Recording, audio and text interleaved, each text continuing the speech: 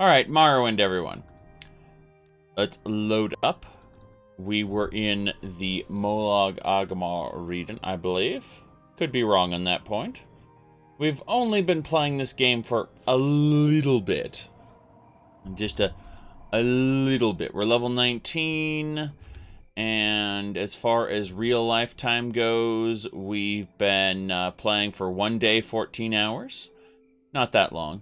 In-game time, however, it's been 17 days since we've arrived in Vvardenfell. And we've done quite a bit. We are, of course, Rayton, a man with a stick that he beats people with. That is his primary skill. Beat people with stick. Now, in addition to beating people with stick, he also has magic. Restoration, conjuration, mysticism, illusion, and alteration. So, no destruction, obviously, but definitely the ability to beat people with a stick. Now, his ability to beat people with a stick is advanced far beyond his other abilities, and he's actually at 86 in that. The second closest skill is his buying and selling, which we do a lot, and that's up to 67. So we're working on our mercantile, because our mercantile is based off personality, our illusion's based off personality, our speechcraft is based on personality. Got it, we haven't used our speechcraft very much. So yes, exactly. We are absolutely a follower of Julianos, and therefore we are holding up the Imperial Cult, which is the missionary branch of the 9 faiths, basically. Unfortunately, later games would forget that the 9 faiths exist separately and kind of merge them together permanently, which is a bit stupid. Now, let's get going. We are on a journey, you see. A journey. Oh, did we already get the Silver Staff of Shaming? I think we did that already. Yeah, I'm almost certain we already got the Silver Staff of Shaming. Did we not? Did that get obliterated from the timeline? Oh, interesting. Did it not get saved? It looks like that time we got the Silver Staff of Shaming, that didn't get saved. So get excited. We are now on our journey to get the Silver Staff of Shaming again. I believe that the part oh god, it's a scorpion. Haha. Yeah, we're summoning some undead to fight the scorpion. Oh, that's poison, alright. Just kill the scorpion. Make it die. So, we got this. Now, Momo, thank you for gifting those 10 subscriptions. This is going to beep for a bit. Yes, indeed. I forgot to mention we got ourselves a Faldil and a Fargoth. Those are important. Fargoth is the ring bearer, for those who don't know. He has the Ring of Power. It's an engraved ring of healing. It's good stuff. But again, Momo, thank you for gifting all those people subscriptions. That is impressive and absolutely great. It's a... Ooh, here we go. We got a shock beetle coming. Suppose I should cast light. How do we do light? Night Eye might work. Night Eye is terrible. Doesn't even stack with itself. Just light then. I was gonna say that I honestly, aside from having Night Eye, I don't see any light spell. I could be completely wrong on this point because, you know, I'm virtually blind at times because it's right above Night Eye. There we go. That'll do. Let's kill that shock beetle. Oh, jeez! Well, thankfully, we have the ability to do some pretty amazing stuff. So we're going to actually go to Shield Companion, and we're going to make sure that my companions are shielded from this terrible shock beetle. Well, they've definitely killed the beetle, and my second shield didn't even get off in time there. Yes, there we go. Either way, heal up. Heal up. And heal self. Yeah, this is gonna take a bit, isn't it? Oh boy. Still very appreciated, Momo. As everyone gets their subscriptions listed here. Yes. I'm trying to see what order this was in and how far we've gone down. And the answer is, what, halfway? Oh boy. So, there we go. Yes, you just remembered when I smacked Fargoth across the face. I did do that, didn't I? My goodness. So, let's see here. We got light. Yeah, I'm just trying to... I'm raising my illusion as I do this, so... Just keeping it nice and bright around here. Why don't you carry a lantern? I'll just use magic. See, that's the attitude that most... Oh, we got an Ogrim here. So fighting the Ogrim will require a few more undead than normal. So we'll summon them and then begin fighting the Ogrim. It looks like I can't fight the Ogrim with this. I need my silver staff. But this is good. The 2 Bone Walkers will reduce the Ogrim's strength significantly. Or the 2 greater Bone Walkers, I mean. We did it. That... We destroyed the Ogrim. Excellent. I'm very happy about that. Very happy about that. Said, do extra subscriptions just lie in wait if there's not enough people in chat? I have no idea. It's a very good question. Although, there were definitely enough people, I think. Fight, coward. But that's a very good question. I don't know. Ah, yes, the mountain. The block mountain. The shadows get kind of weird sometimes. Okay, we got combat music, so something's coming for us. We don't know what. It's dark. So... Oh, that explains why I couldn't see it. Let's not break down that silver staff. Let's actually get the wooden staff out. No one can challenge me. Beat it with a wooden stick. We have staves for beating the crap out of things. That's what we do. Alright, so as I remember it, there is, in this area, supposed to be a dungeon at the top of that icon there. But we're going to go up here really quick and just make sure we've already... Yeah, I've already checked this area out. Good. So,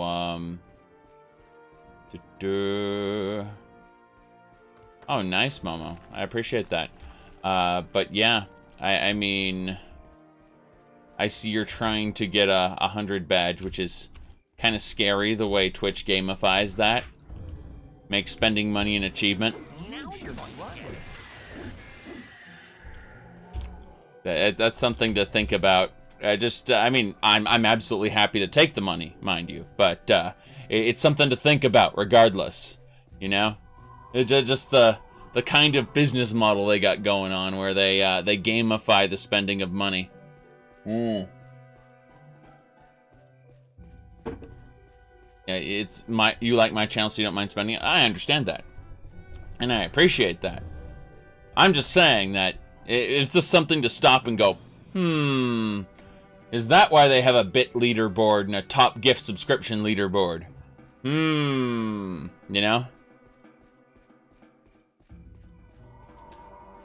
Okay. What's this? Aha! The corpse you're looking for. Silver Staff of Shaming. That's what we needed, along with the amulet, the belt, and the bone meal. Take all of it. Not a real corpse, by the way. You can't dispose of it. It's a quest item. A container, even. Yes.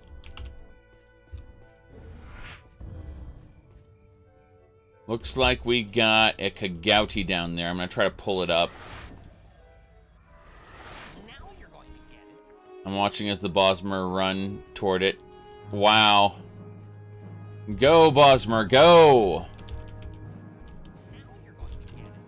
Yes, now you are going to get it. This is going to be no one can challenge me. Oh, this is too easy. That worked. It'd be nice to be able to kill some cliff racers as well. Good. It's at a point where I can actually hit it. This is pretty good. Let's heal our companion, Fargoth.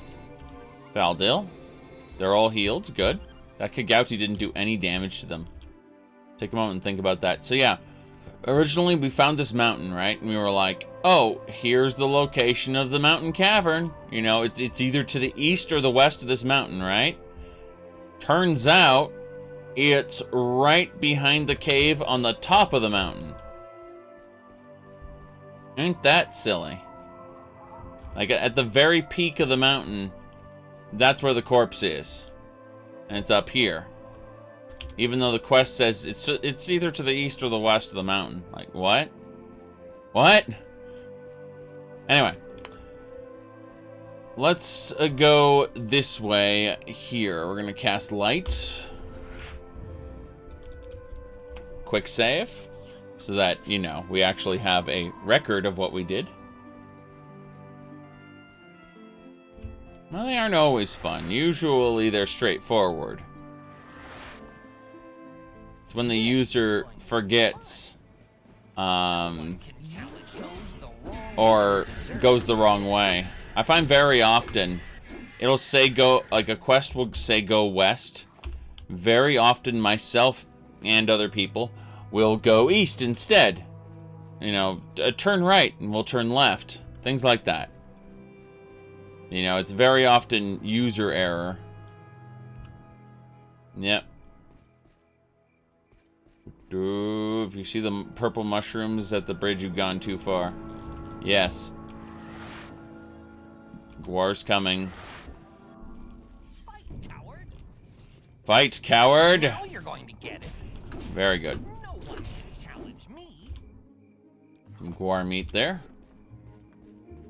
We're almost down to Molag Mar, I believe it is. Yeah, Molag Mar is where we're headed. After we finish fighting these cliffy racers.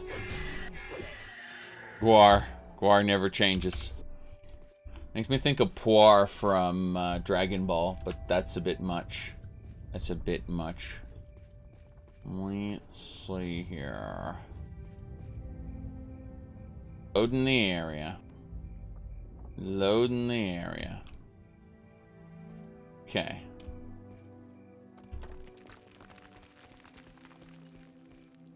No, Shatterend. They sent the shipment back because it had water damage in it. So the store has nothing. So I'm ordering one online. It's going to take a week or so.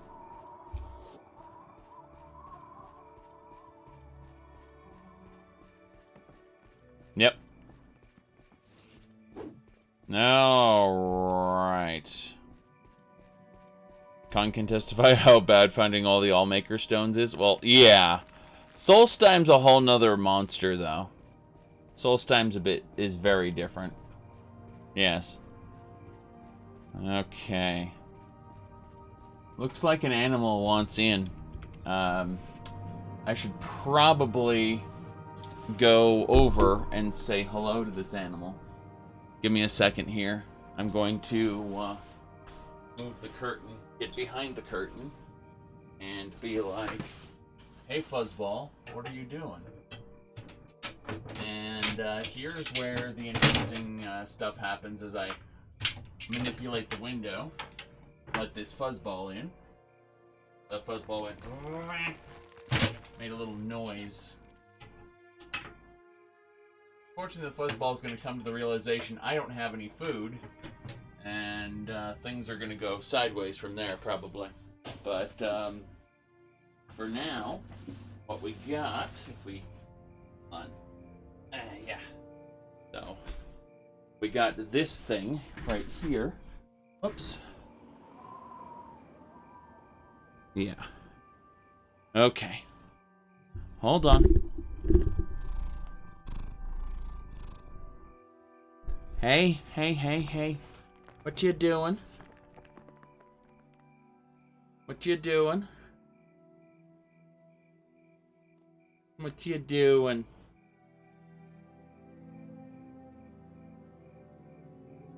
Yes.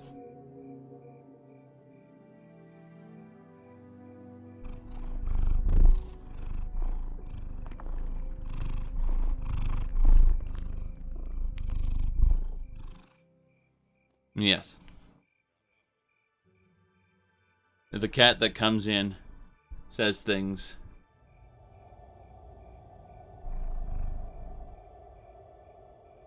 That's what this is apparently. It's a purring ASMR stream now. That's what it is apparently. I don't know. I have no. Oh, cat goes. All right, the cat has left us.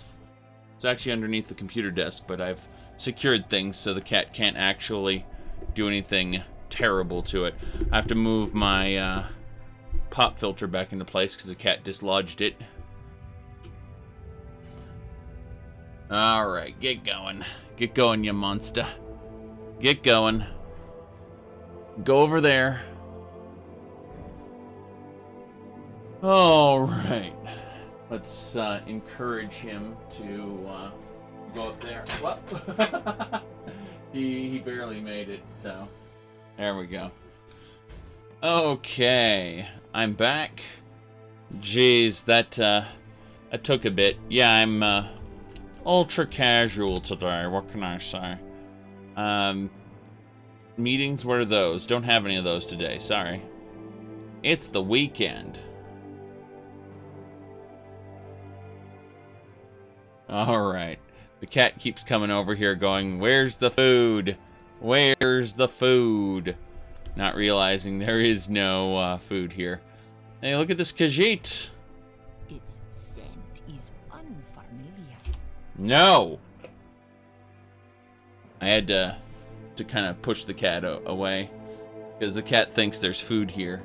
When in fact, there is no food here.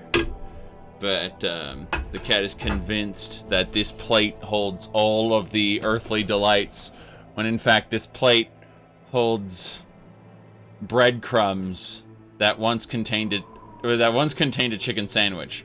But the smell of the chicken sandwich is still there. Yes, rumors. She minds her own business. Yes, nope. So, she has nothing for us right now. She's just an ordinary nobody. I'm petting the cat right now, convincing him to go somewhere else because he's not going to get any food right now. He's like, I can smell it. I know there's chicken. There's definitely chicken. Alright, so here in Molag Mar, there's quite a bit to look at.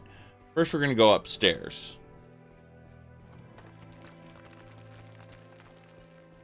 Today we are drinking ginger ale. And it's an invisible bottle, don't you know? But ginger ale.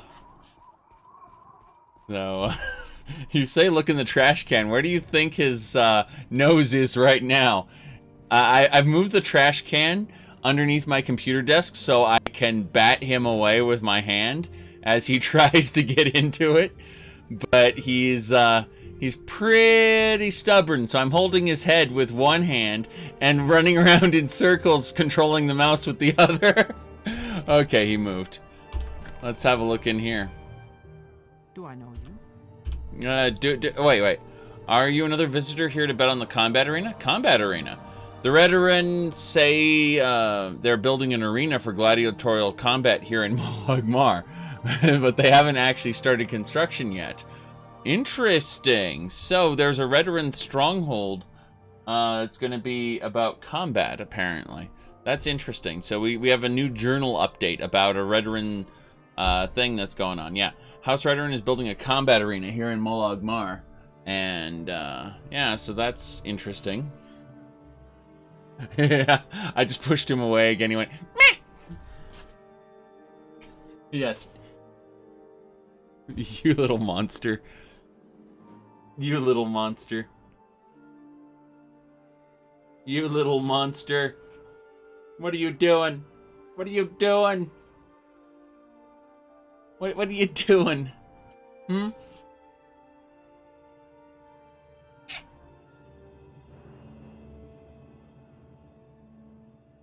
You're a monster. And you have an entire room to go in, and you want to harass me. An entire room he has. Go on. Go on. Go. You know, I had my cats trained, but because you spend so much time outside the home, you aren't mine. I can't train you like I can train my cats. Ow. Go. There we go. Yes. Perfect. Alright, so, a Redoran combat arena, that's interesting. Let's see. So we can ask Tovis about this combat arena. Yes. Don't think he's in here, but yeah. No, the way I train cats is simple things like go, down, up, in, you know, locational commands. When I need to reposition them without actually picking them up. Go ahead. I'm listening. Geor, let's see. All right, Bard Extraordinaire, at your service. Well, maybe not extraordinaire, but I wouldn't be in Molag Mar, would I? Let's see here. All right. Let's talk about the factions, the major factions. I'm interested in that. Oh, you got enough laughter and insults from all of them. What do you want to hear about first? The Blades, the Fighters Guild, House Hlaalu, House Redoran, House Telvanni, the Imperial Cult, the Imperial Legion, the Mages Guild, Morag Tong, the Temple, or the Thieves Guild? Monster. Get going. Okay. But if you belong to one of them, please don't ask me about it. I'd like to stay in Molag Mar a little longer. I don't want to escape with barely my life. Yeah. Okay, so tell me about the Blades. There used to be a lot more of them on Vardenfell from what I heard. Some of them started putting skooma and moon sugar on their expense reports as entertainment purchases. Enterprising, those Blades. Don't let them hear I say that. I'll disappear before I get the chance to run for my life. All right. Very good, very good. So, let's see. Fighters Guild. One time I was performing at a tavern. I said, who wants to hear the joke about the two dim-witted Fighters Guild members in a farmhouse? Chairs scraped. 4 of the biggest, meanest men in the tavern stood up. We're in the Fighters Guild. You want to tell us that joke? Like, yeah, you sure you want to tell us that joke? Yeah, he smirked in disbelief. What? And have, to explain it 4 times? The sad thing is, 2 of them thought they'd won the argument. The other 2 chased me out of the tavern, though. Barely escaped with my life. Jeez. No, I was distracted mid-sentence by that cat, so I lost my place. Oh boy. Let's see here. House Hlaalu. Mercenary captain hired by Hlaalu was giving his troops an inspirational speech before the battle. Remember, men, he said, you're fighting for House Hlaalu's honor, which is worth more than they've ever done. Geez, let's see. Yes. Yeah, more than they've ever done. Wow. Okay, let's see. House Telvanni. How did House Telvanni become the Brown House? Well, Telvanni once captured a Redoran and began ridiculing him for wearing a red uniform. The Telvanni leader said, why do you wear that stupid red tunic? It just makes you easy for us to target you. The Redoran replied, if I do get wounded, the blood will not show, so my soldiers will not get worried. The Telvanni said, that's a very good idea, turned to his orderly and said, from now on, all Telvanni officers will wear brown pants. I've heard that joke several times before, usually with a naval captain. But let's see here. Very good. All Alright, the Imperial Cult. This is a bonus. I insult the Imperial Cult and all major races at once. In the beginning, 8 clay statues were presented to the 8 gods. Each one of them to give it something unique. Yes, let's see, before breathing life into it. First came Mara. She saw her statue and said, I've nothing to give you save my love. And so the Breton race was born. The most ordinary and unappealing breed ever seen in Tamriel. Oh, geez, my character's a Breton. Let's see, we're trying to learn magic, so we're special too. Oh boy. Let's see. Second came Julianos, looked at his statue. I'll make you the most intelligent and beautiful mortal in the entire universe. And with a touch, he made the statue a golden beauty. Unfortunately, he touched it a little too hard, and the statue spun around furiously. That's why all high elves think Tamriel revolves around them.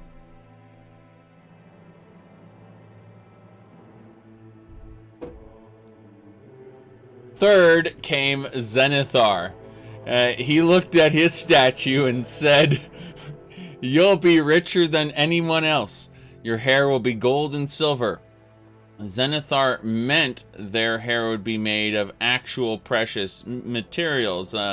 Unfortunately, Mundus and Lorcan didn't understand that, so the Nord race was born. They have the most beautiful hair seen in Tamriel and nothing else.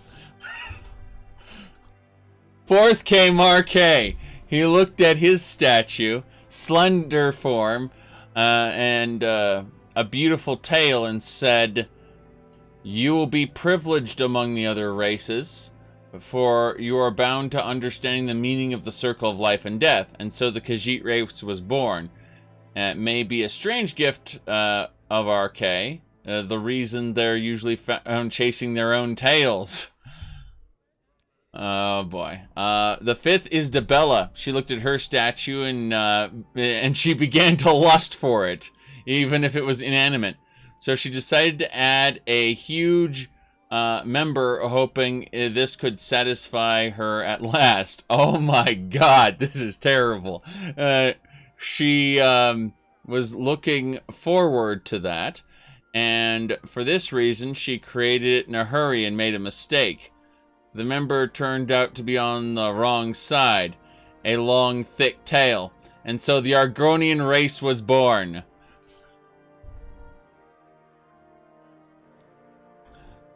Sixth came Kinnereth, and she looked at her statue and said, I'll give you something which will allow you to fly. I like things that fly. And so she was about to add a pair of wings, and somehow she forgot that part. Kinnereth can be very absent-minded, and so the Wood Elf race was born, thinking they were able to fly like birds. They started dwelling on trees and sometimes fell and crashed to the ground. And when they died, their fellows ate them. Why? Search me. Seventh came Stendar. He noticed his statue lacked brains. So he moved to compassion. He said, since you lack intelligence, I will give you muscles in compensation. He didn't think for a moment that he could enhance the statue's brain instead, and so the Red Guard race was born. The dumbest barbarians seen in oh my god. That's terrible. At least until the orcs showed up. Then all the Red Guards breathed a sigh of thanks.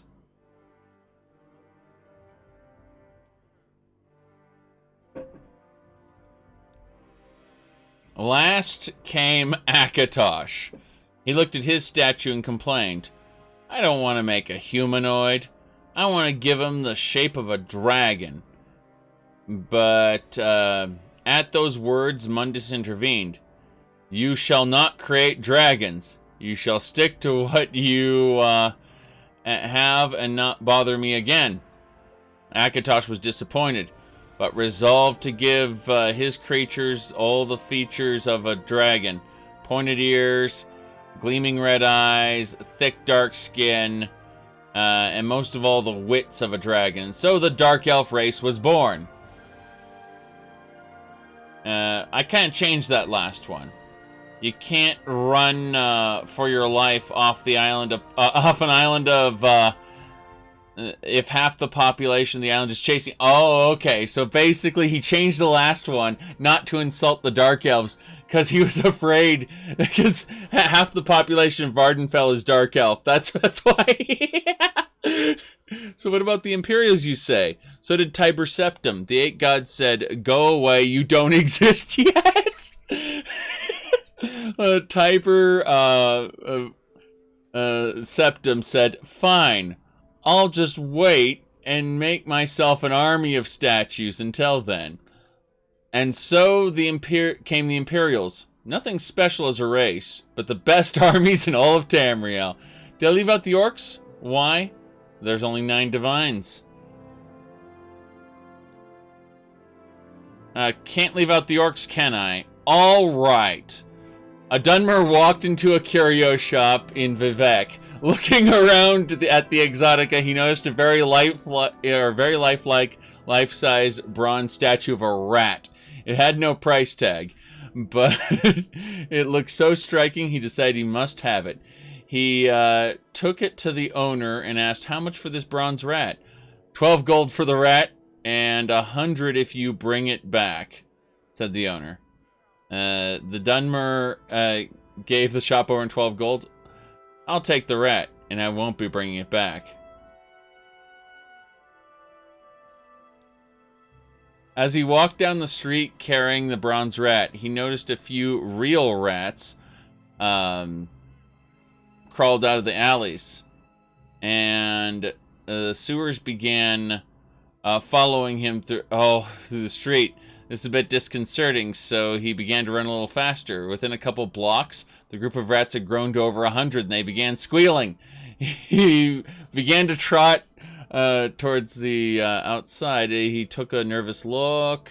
The rats numbered in the thousands, maybe the millions, and they were all squealing, coming towards him faster and faster. Terrified, he ran to the edge of the canton and threw the bronze rat out as far into the water as he could. Amazingly, the millions of rats jumped into the water and after it and were drowned. The Dunmer walked back into the curio shop and said to the owner, "You're bringing it back?" "Actually, no," said the Dunmer. "I came back to see how much you want for that little bronze orc over there." He wants to drown all the orcs. Oh, God. He wants to drown all the orcs.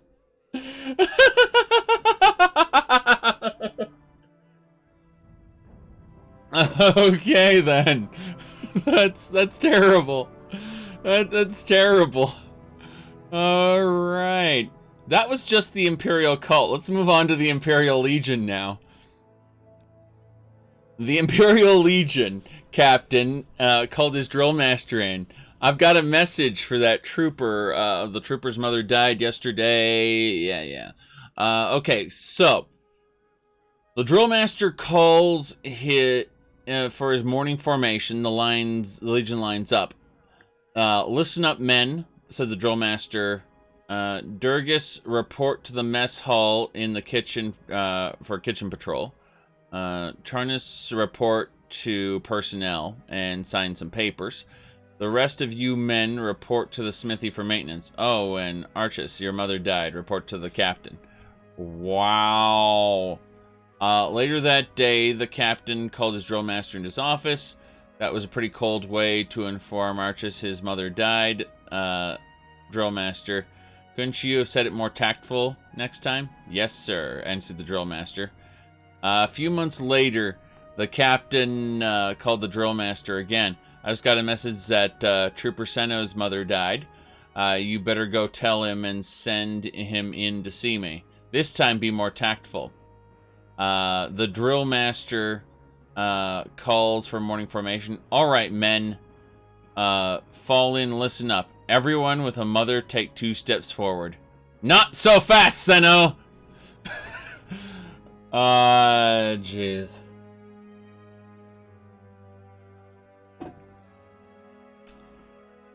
Yeah. Yeah. It's not tactful at all, but... A Mage's Guild? You may not know it, but the Mage's Guild gives a list of warnings, do's, and don'ts to their new members. I found a copy. Here's some things they advise their new members. Looking at the pictures is not a valid path to mastering ancient grimoires. Please read thoroughly from beginning to end so that your madness and gibberings will at least make some sense. If asked by Daedra to sign a contract or pact and you're experiencing any doubts, sign your neighbor's name. Daedra rarely asks for identification. Never summon anything you can't banish. Watch where you wave your sharp, pointy ritual items. Never, ever set the guild steward on fire. Oh, boy. Let's see here. Morag Tong. So these two rogues want to join the Morag Tong. The Tong has certain standards and puts them both to the test. The Guildmaster hands the first a dagger. Morag Tong member must be able to put aside personal feelings and follow orders in order to join us. In the next room, you'll find a female tied to a chair. You must kill her to join the Morag Tong. The male returns. CV, that was my wife. I love her. I can't kill her. Then you are not a person for the Morag Tong, replies the Guildmaster. The Guildmaster turns to the next female applicant. Your husband is behind the other door. He too is tied to a chair. Take this knife and kill him, and you'll be worthy to join the Morag Tong. The woman takes the knife, enters the room. There's a great deal of noise. The Guildmaster is concerned. Oh no, look on his face. Starts to go through the room. Just as the female returns, heavy breathing, covered in blood. You didn't tell me the knife was a fake. I had to use the chair.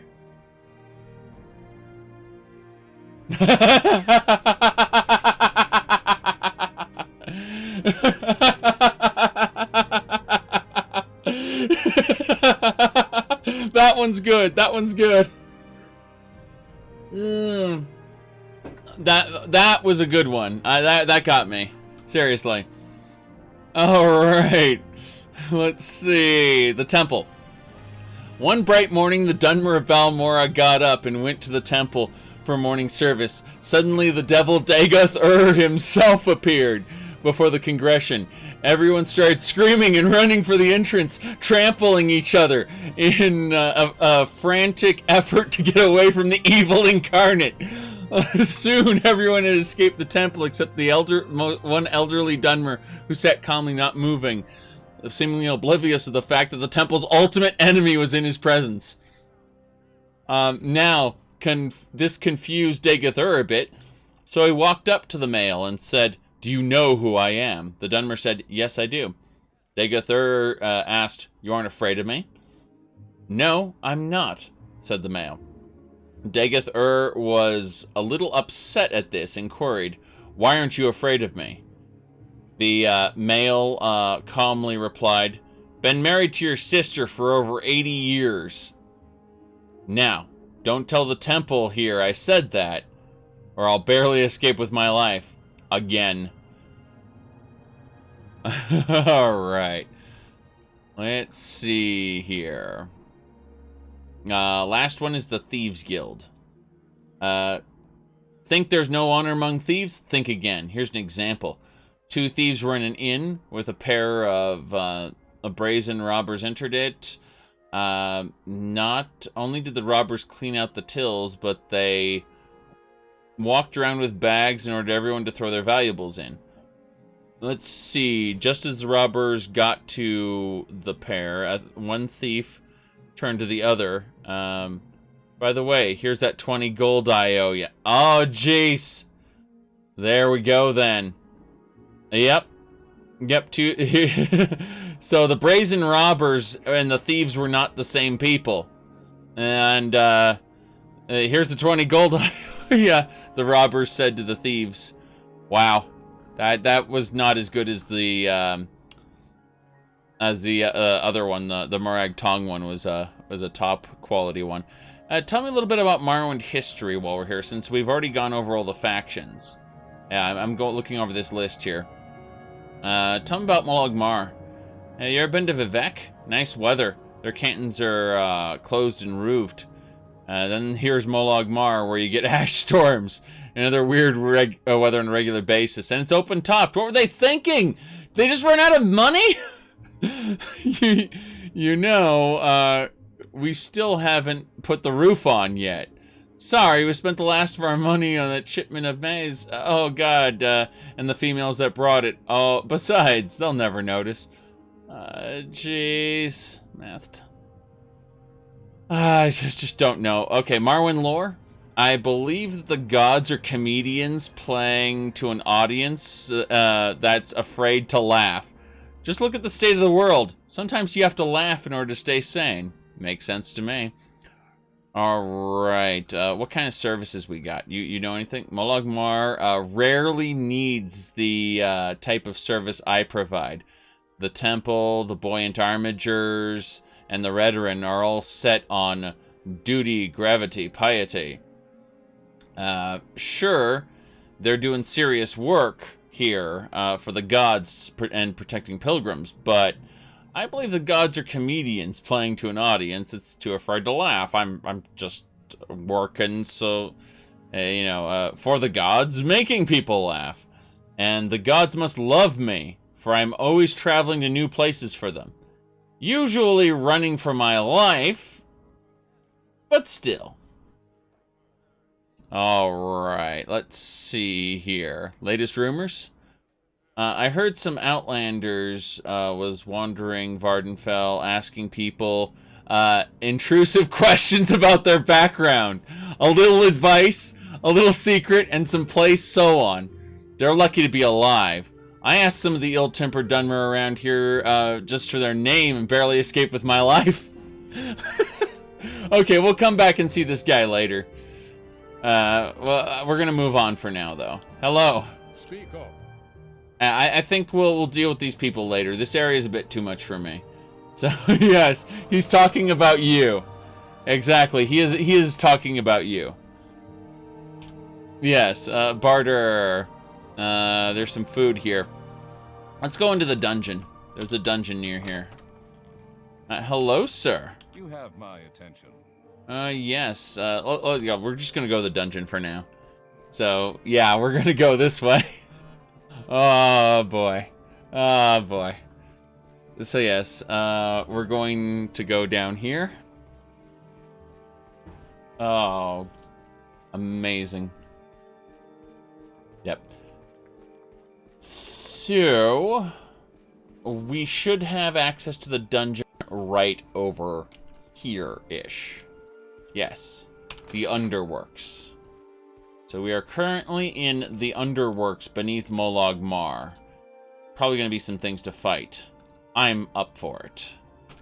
I got my stick, after all. This wooden stick will defeat my enemies. Rat first? I assume there'll be rats. Oh, there's another path up there. Where does this lead? Into the canal works. Really? There's an inside to this canton. Hello. Something to say, Breton? No, I don't. Goodbye. Oh, no. There's a rat. What the hell? No one can. Oh, jeez. Do you see the power of that rat? One of us will now. You're going. Okay, well, I have my shield spell up, so I should be a little tankier for this. I say as I get knocked down.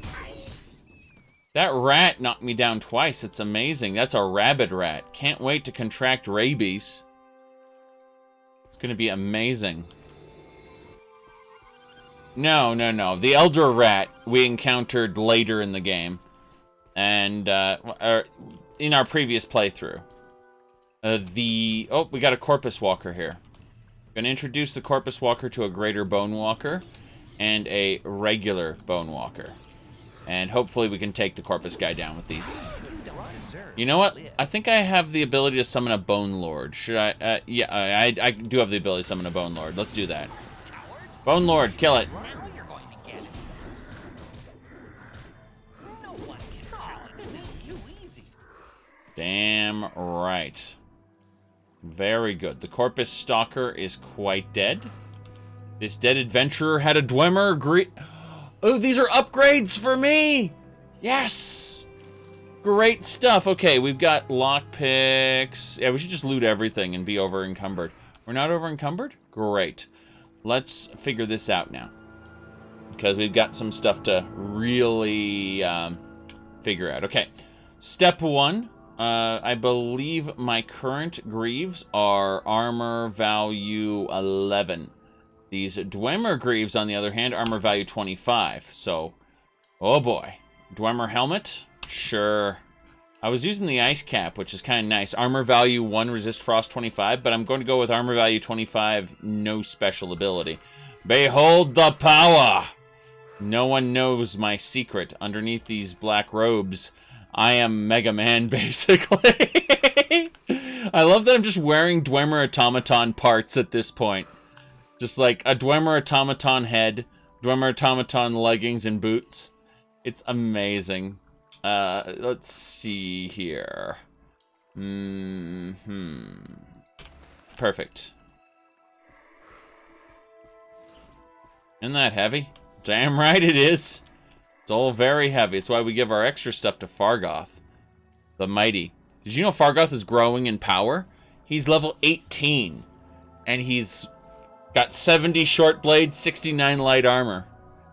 Fargoth is growing bit by bit. But yeah, we're gonna give back all this other stuff. Oh, a drag shield. Wow, he switched up to that right away, actually. Huh. Let's see. Imperial steel. Just looking at these gauntlets. 7. Okay, so there's 7 for this gauntlet. 10 for that gauntlet. So yeah, the gauntlets we are not quite up to par yet. And it's no big deal. But yeah, we're definitely moving along pretty well. Very happy about this. Also very itchy nose, but that's another problem altogether. Looks like we got an enemy. I think he's swimming through the water coming for us. You can't. This is too easy. This is pretty funny. Challenge me. I'm pretty sure there's a guy swimming through the water coming after us. Look at this. Look at that. He's still after us, but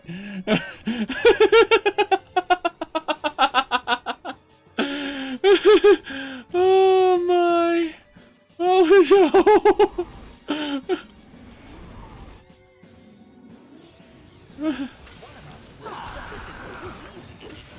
You should run now. Okay. Alright. That was a Khajiit mage, apparently. Don't question it. Just gonna dispose of the corpse. Hello, Fargoth. Oh, goodness gracious. Give him the Nordic fur. Nordic dagger. He should be fine, all things considered. Just need to really quick transfer some alchemy ingredients over to him so I'm less over encumbered and less full of alchemy ingredients. Some of this stuff is worth a lot. Surprised Daedra hearts aren't worth more, considering Daedra can be quite scary. But this is the game that started trivializing Daedra. Alright. Oh, same area, just the other side of it. Okay. Rats!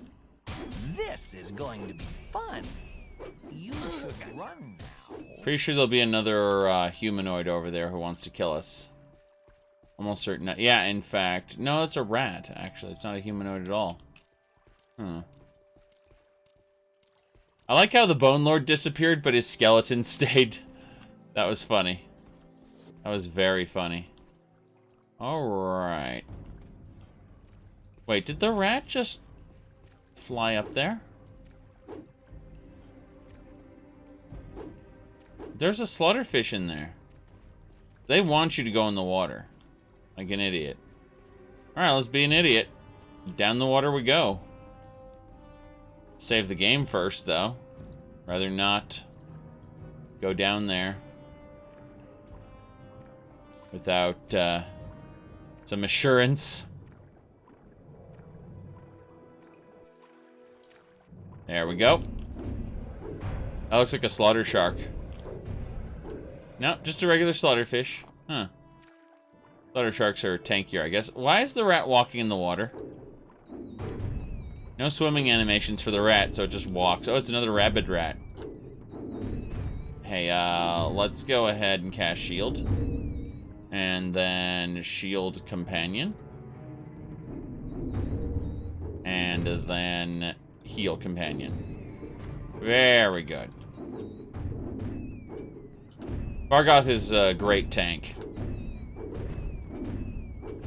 I'm beating this rat with a wooden stick. I have a iron stick, but I don't want it to break. Ooh, alchemy ingredients. That's good stuff. I kind of want to go down there, but I feel like it'd be a bad idea. So let's go do the bad idea. Like a little good idea, bad idea. Good idea. No, it's just stone. It's, I thought it was a passage, but it turns out the passage is closed right now. Okay, that's fine. We need to use my stamina spell to recover. Please recover the stamina faster. Thank you. What's down here? Nothing. Just looked like something. Texture work. Another rat, too? You're growing weak. Whoa, I'm growing weak. You're growing weak. Apparently I'm growing weak. The Nord says so. Okay. Nord priest. Probably an Alduin worshipper. You know, if you go talk to some of the NPCs, they tell you about how the Nords worship Alduin and Orki and gods like that. It would have been really cool if they had stuck to that in Skyrim and actually given the Nords unique gods to worship instead of been like, haha, those are all just members of the 9 divines with different names. Worship Talos. Worship Talos forever. You know, instead of Ysmir, the god of mankind, or the hero god of mankind, I should say. I'm just pouring some ginger ale into my cup. Alright. Kinnereth Tee-hee-hee. Oh boy. Kynarath. Kynarath, yes.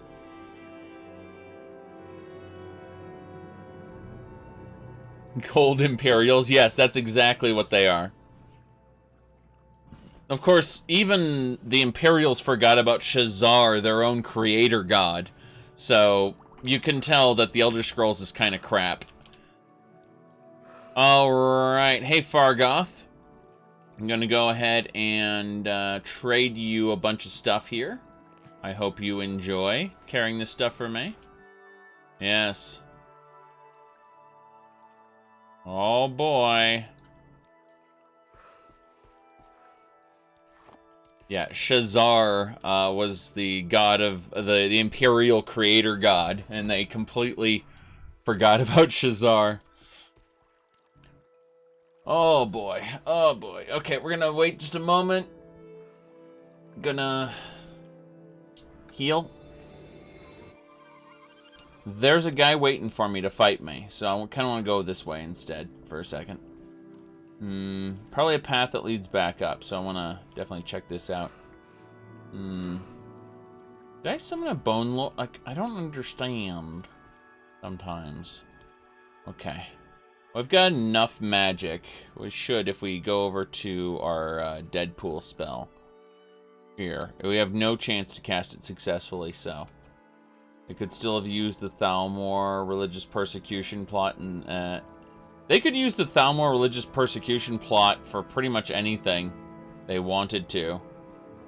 Like, they just need to, I mean, if they worshipped Ysmir, then, Ysmir was a man, not a god.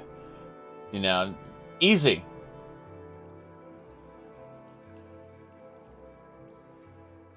Incorrect. Let's see here. Someone actually posted a clip from my thing here.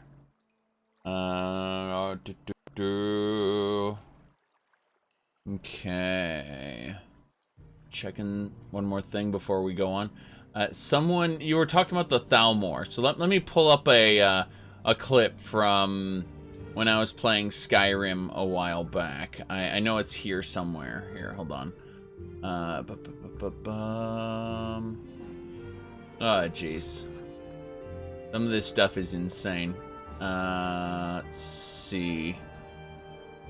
Ah, yes. I think it's... Found it. Took me a moment. This is a clip from Twitch. I'm gonna pull it up in just a second. It's actually gonna play probably before I have a chance. Yes. So I want you to imagine. Perhaps there's something you want to confess. Let's bring this over to main screen. Oh no, that's not what I want. Just footage. There we go. All right, I'm gonna turn the audio on. Listen. Faithful Imperial citizen, perhaps there's something you wish to confess. I can worship anyone I want. Incorrect. You can worship whatever gods you like, but Talos is a man. Only a heretic would think otherwise. And so you will die a heretic's death. Yes, there you go. There you go. That's Balmorra persecution, yes.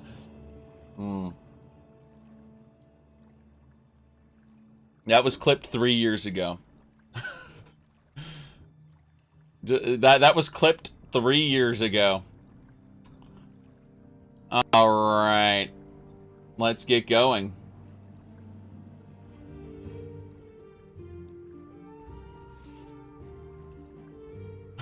High quality Thalmor oppression. Yes. Here we go. Now you're going to get good or what? Are you good or what? You don't know that you have an army of undead behind you? Okay. Ooh, steel mace, some Nordic fur. That's all good stuff. Dispose of the corpse. Give Faldil some of the items that we picked up here. Keep the staves, but definitely give him the swords. Demon Tonto. That's going to cast Bound Dagger. Pretty sure Fargoth could appreciate that more than you could. Yeah, I think Fargoth might appreciate the Demon Tonto. He's a short blade user. I'm a staff user. So.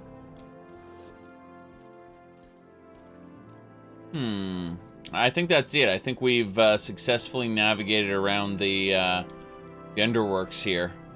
There really isn't anything around for us to check out. Yep.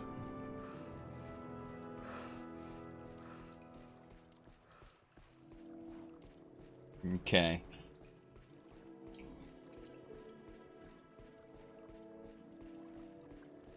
Yeah, what was happening is the Thalmor were on a hill, right? And they were sliding down the hill slowly as we were talking. So they were just getting bigger in the camera. It was pretty funny. The Thalmor okay with Daedra worship then? Oddly enough, they wouldn't be. They should be extra hostile towards Daedra worship. Then again, so should the 9 Divines worshippers. In general, everyone but Dunmer should be hostile to Daedra worship, based on how the pantheons work. Daedra are considered very bad. They're the demons of the Elder Scrolls universe. Speaking of which, let's give Fargoth this Demon Tonto. There it is, Demon Tonto. Summons Bound Dagger. There you go. Enjoy, Fargoth. Fargoth, you weren't really supposed to wear that hat. I'm gonna have to take that back from him, because it ruins his pristine look. There we go. Yes, the Altmer don't like Dunmer. Well, the Altmer are the Altmer view the Dunmer as corrupted by Azura. You know, the whole point is they gave in to Daedric corruption and left, following Veloth's teachings. Veloth was a heretic. according to the Altmer. Yes. You thought the Khajiit worshipped Sheogor... Oh. Yes and no. Remember, Azura is a bit different, but yeah, I mean, unfortunately, how their religion works in practice moving forward isn't consistent with how it would functionally work, you know, in the if you put that into a living, breathing world. The Elder Scrolls inconsistent? Impossible! Alright, let's see here. That's someone's house. What's up there? Wow. This is feeling like World of Warcraft already. What's up here? Hello? No, I don't think so. You don't think so? Well, let me say something. If you really don't think so, what if I told you that it just works? That's the name of this spell. Alright. Training, actually. Faction members only. Well, who are you?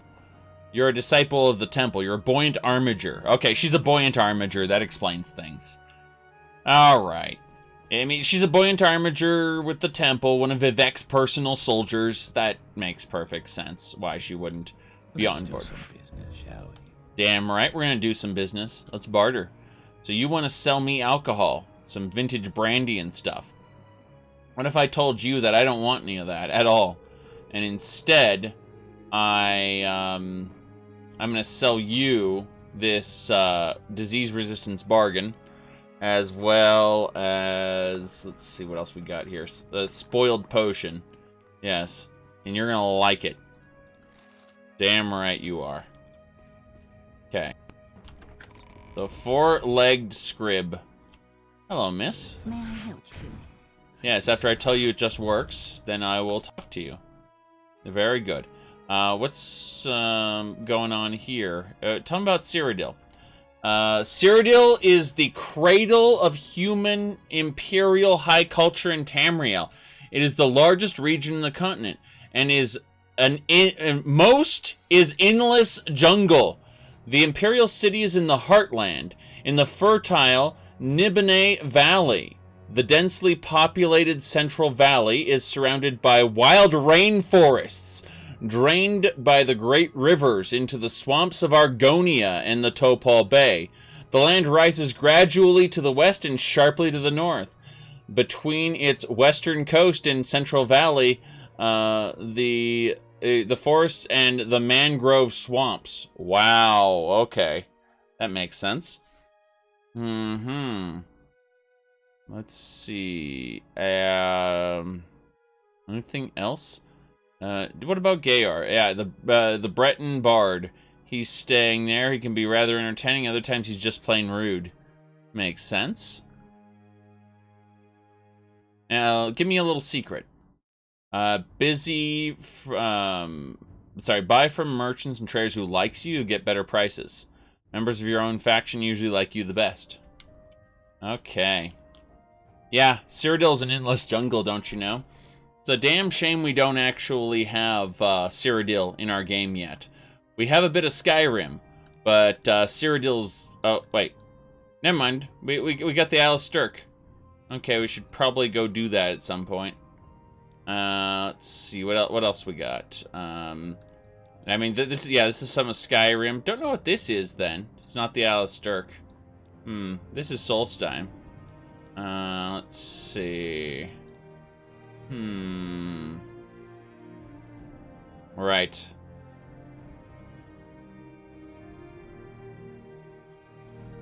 Hello. What is this about? Ah, yes. Barter. No, I don't want any wick-wheat muffins. Let's get out of here.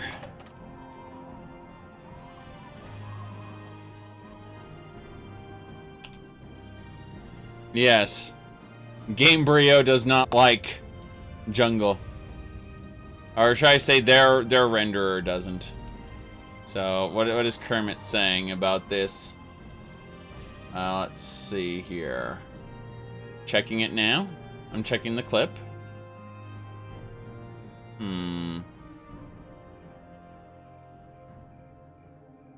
Yes.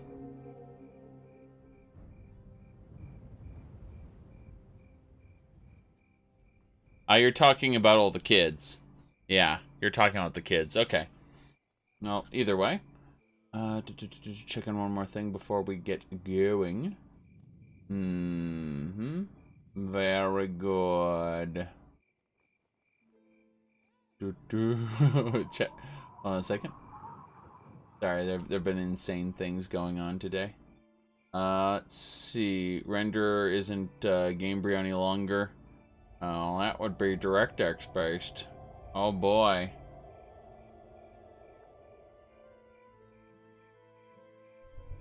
What if I told you that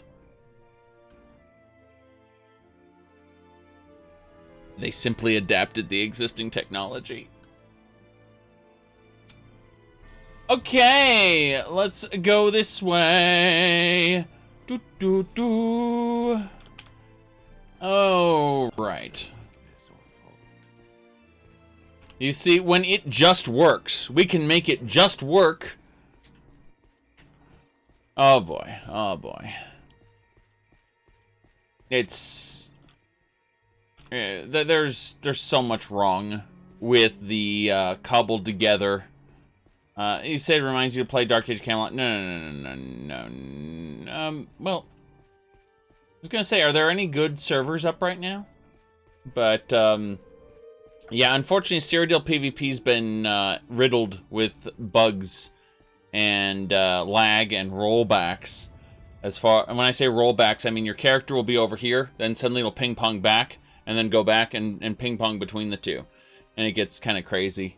So, yeah. It gets a bit crazy. Alright, so we have successfully gotten what we need. Said, if it just works, it doesn't have to work good. Well, the thing is... Hold on. They've got a terrible case of good enoughs. That's what's happening here. We're gonna cut across some of this land here and get back to Vivec as quickly as possible. I wasn't able to get a bed, so I'm just gonna nap for 8 hours. That's a smart thing to do in the wilderness. Oh, hello. Dark Brosen Hood.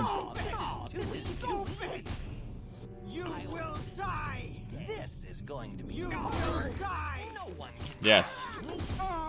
I cast shield. No one can challenge me. Yes. You can't stop me.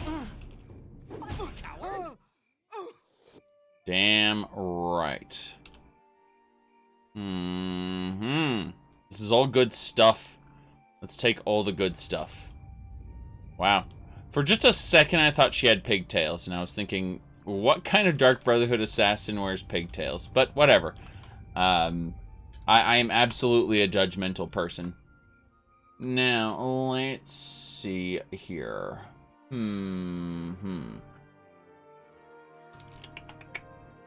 Checking a couple more things.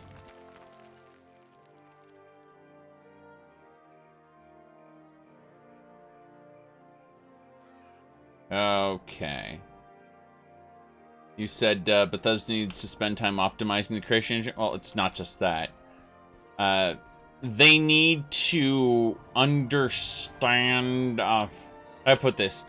They need to not offload everything into the scripting engine, which they seem to do. It's very inconsistent with what is in the scripting engine and what is done by the actual executable. And the scripting engine gets overloaded very easily, despite being a great scripting engine. I know I bashed Papyrus in the past, but that's before I understood it. And it's actually a good scripting engine. It's just that Bethesda misuses it and overloads it. Yes.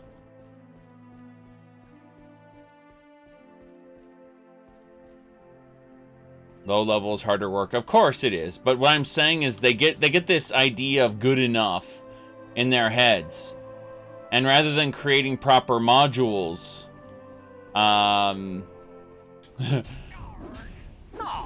they just kind of run everything in the scripting engine. It gets overloaded and has a tendency to go boom. And despite the fact they keep touting their modding tools and modding community and all this stuff, they don't actually support modding anymore in their newer games, not as well. And when I say that, I mean, Oblivion was obviously garbage for modding. However, what I mean is that, like, they really only intend for you to make basic mods. They really...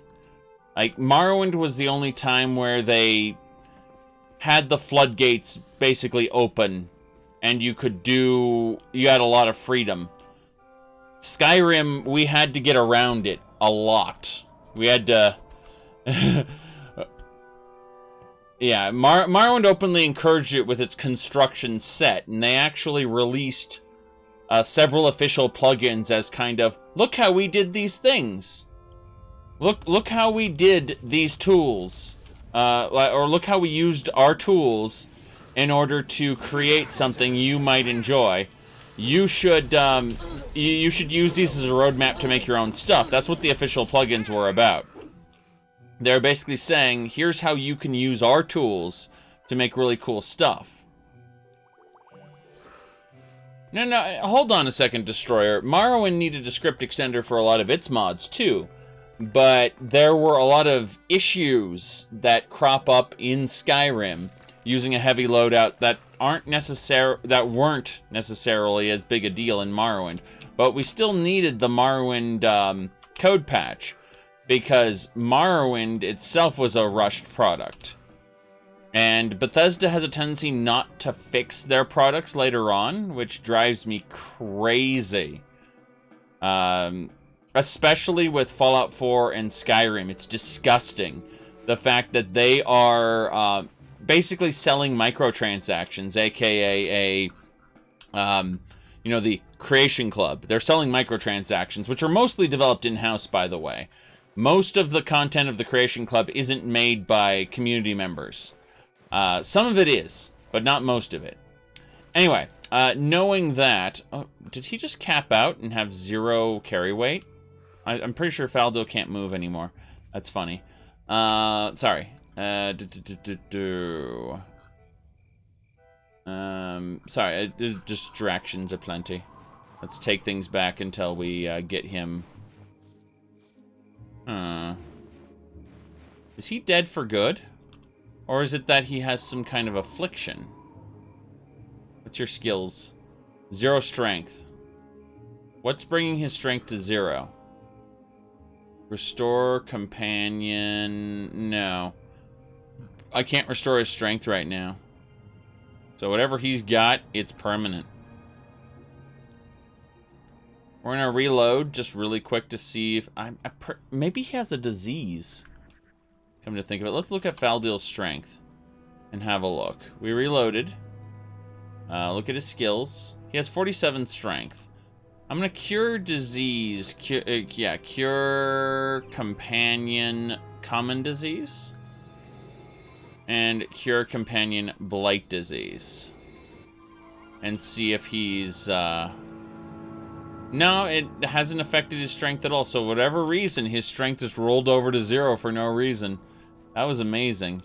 I mean, we only missed one Breton fight, which we can easily redo. I also think he might be affected by a spell. And if I had just waited, it would have gone off, or it would have disappeared. I'm gonna try again though. Yeah. Skyrim has a lot of problems that aren't present in Morrowind. It seems like for every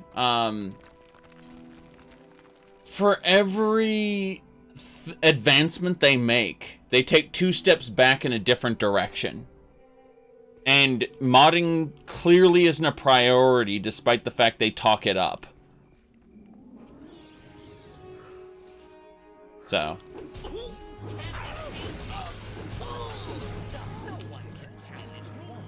There, it's the Blighted Nick sound.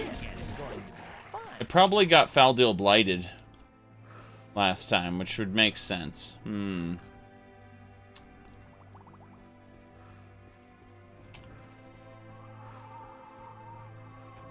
But no, we've always needed a script extender. Unfortunately, glad OpenMW is a thing, yes. Although, if you don't use the graphics extender for regular Morrowind, the regular Morrowind engine is actually very stable.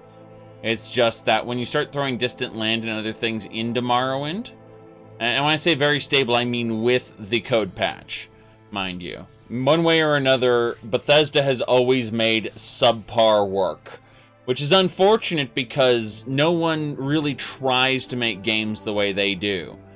And it's annoying that we can't have, you know, solid craftsmanship as far as the programs go, and simultaneously have the kind of creativity that births these worlds.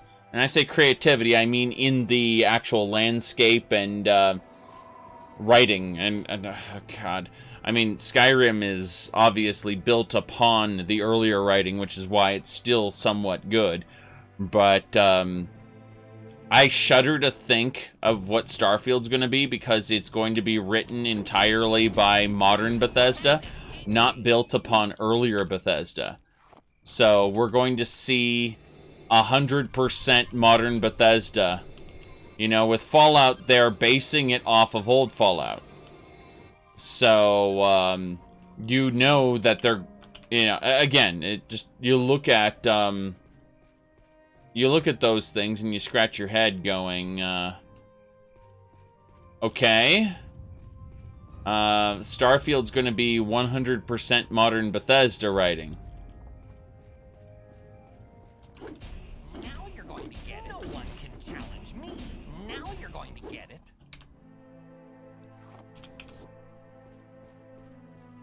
All right, we found a Dwemer stronghold.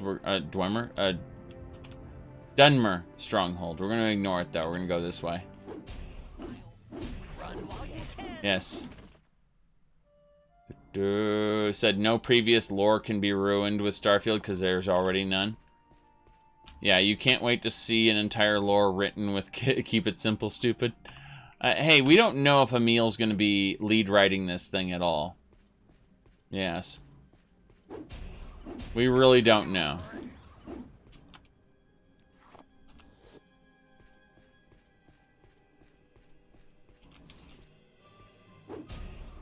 Alright.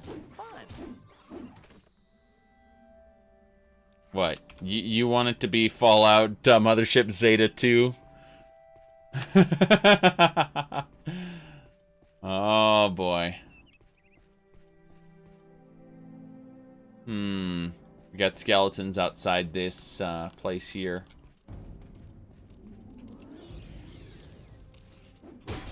Damn. Coward! You can't escape me. No one now you're going to get it. You chose the wrong Bosmer to mess with. Right. 2 skeletons defeated. Iron Saber. And Iron Halberd. Faldil, you must take the iron. It is too much for me. It is too much. There we go. No, I really don't know what to say about it other than I'm mildly worried. You see, I suspect that if they'd go for a more handcrafted approach, not infinite worlds. I don't suspect there'll be infinite worlds. I suspect that there'll be probably 3 or 4 small world spaces that are connected via a spaceship. Maybe not even spaceship flight. Maybe just a spaceship that acts as a teleportation mechanism, kind of like ladders.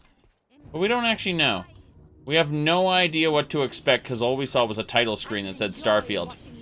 last We do know since it's a new IP, it's going to be built from scratch.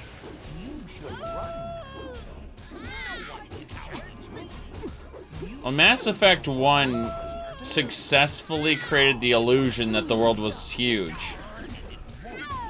Mass Effect 2 lost that and turned it into a theme park. She keeps healing herself. You don't deserve to live. Okay. Very good. Hey, who knows? There might not be aliens at all. It might be humans are the only thing we found out here, and there are a lot of us, and turns out we fight each other a lot. And that is a perfectly valid direction to take your science fiction. Pisses some people off when you do it, but you know. Okay, still over encumbered from her carrying lots of stuff. Jeez. I got a second steel staff. This one won't be as damaged. Yes. Very good.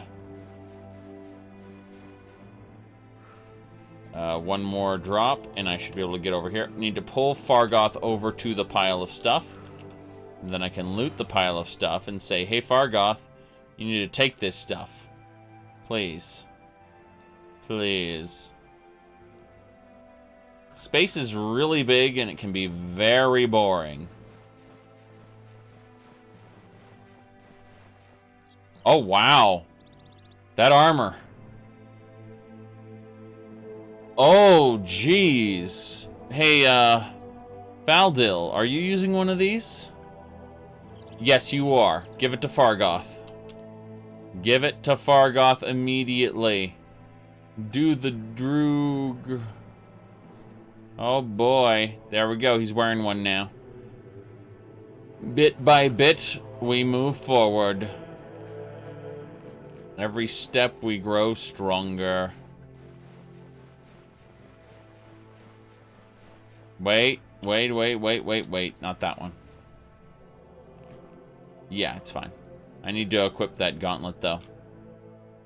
Gauntlet.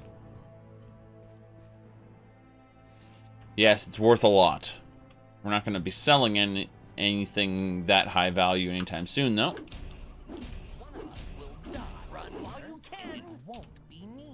It won't be me.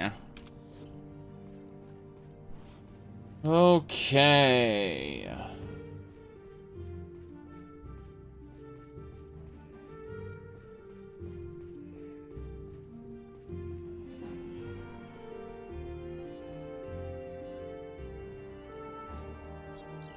Isn't that iconic, seeing two suns on an alien world?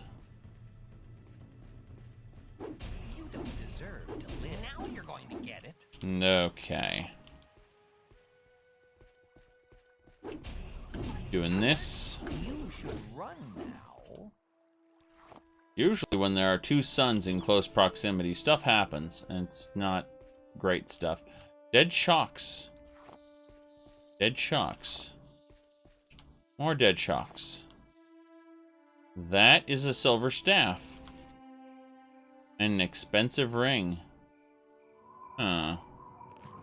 Okay, dead shock and an expensive ring. Someone tried to nuke the shocks with a spell and died a horrible death. You know, in general, people using magic have a tendency to go, things go horribly wrong for people. But I got a second silver staff, so this is good. I may no longer need to rely on a wooden stick to beat things up. Oh, there's a bandit with the robe texture that doesn't exist in the hostiles. That's great. Okay, my staff just broke. Yep, so let's switch to the iron staff I picked up. Yep. The rock crab's already dead. I mean, oh, combat music was still on because this mud crab wanted to kill us as well. Blunt weapon skill up to 88. Bit by bit, we become stronger and stronger. Shield. You chose the wrong Bosmer to mess with. Very good. Run while you can.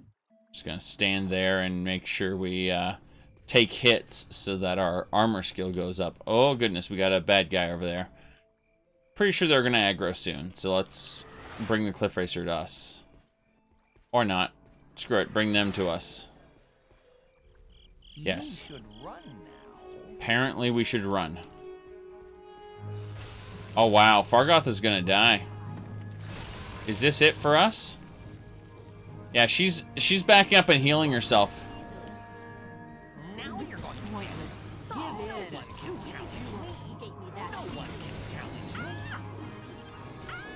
Run while you can. Yeah, she's nearly dead. The good thing my army's here, or Fargoth would be dead.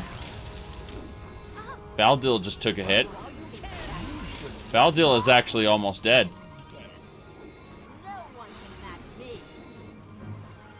Oh, thank goodness. Cliff Racer!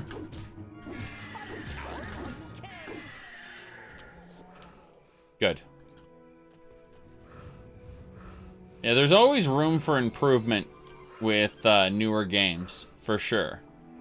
Always room for improvement. I really do hope they actually, you know, improve. Ooh, boy. Okay, this necromancer, though. We'll take everything and regret it immediately. Imperial necromancer. She wasn't doing very much necromancing, though. I'm pretty sure I was the one who was summoning all the undead.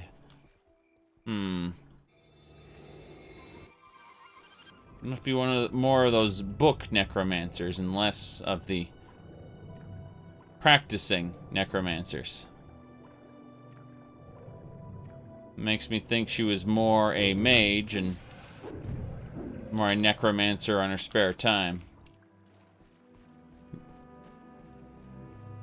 Okay, I think we got a Kagouti here. I'm gonna take a moment if we can. Yes. Please do. 6 hours. Good. It's 8 a.m. Time to battle. This is too easy, coward. I will see you dead.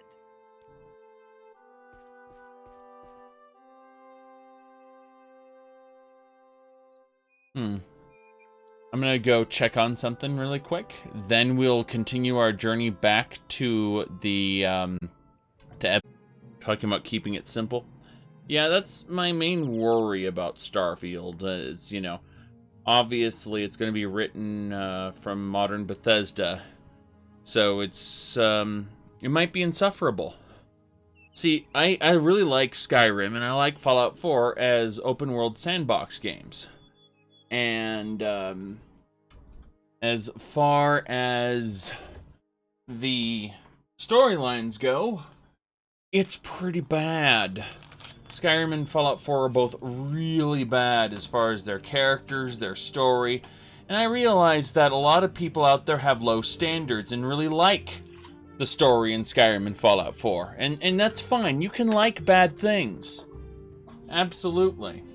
You're not a terrible person for liking bad things.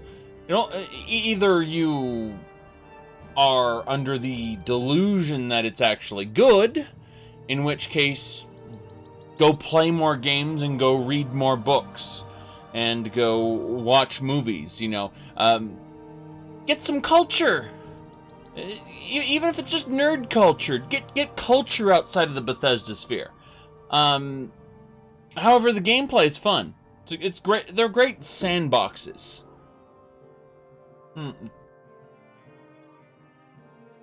These games are great, fun sandboxes.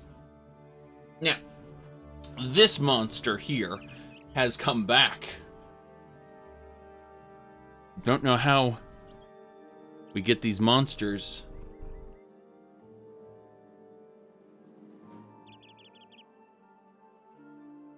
Yes. Yeah, okay. There you go. Ready to go? He says, no, I'm not. I'm gonna sit here. I'm gonna sit here. You ready to go? As he leans against me. Like, okay. Okay.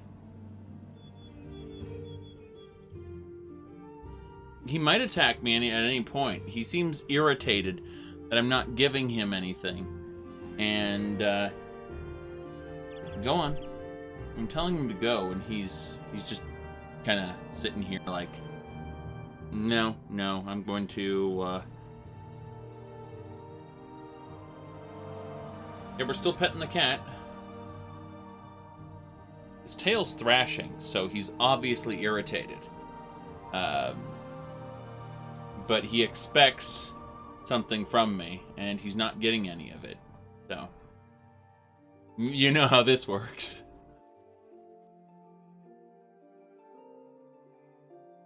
Okay.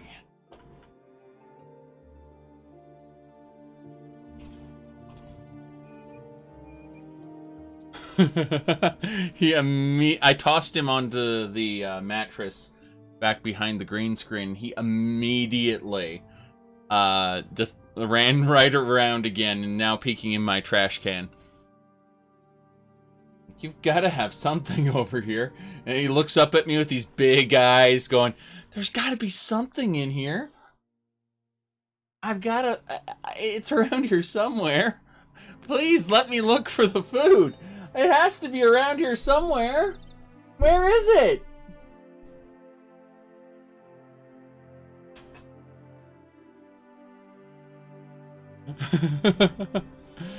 All right.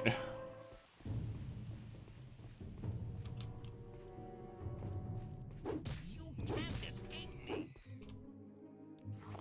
Hold on a second. He came from the other side of the screen. He came from the other side of the screen this time. And he's going, yeah.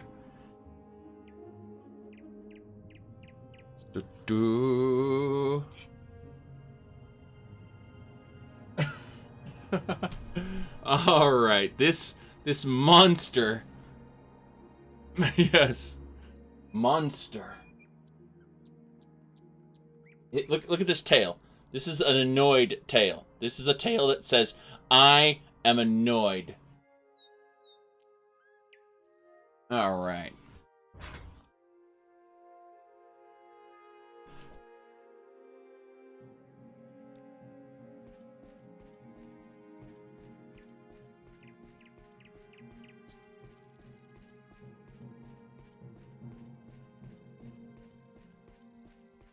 Let's get going.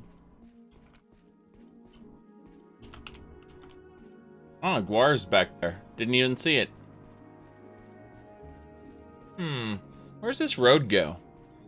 Leads up there through some kind of farm. Let's look down this way. See where it goes. I'm curious about the road more than anything else. Some willow anther while we're here. Yep. Black anther, willow anther. Good stuff. It'll all make alchemy ingredients in the end.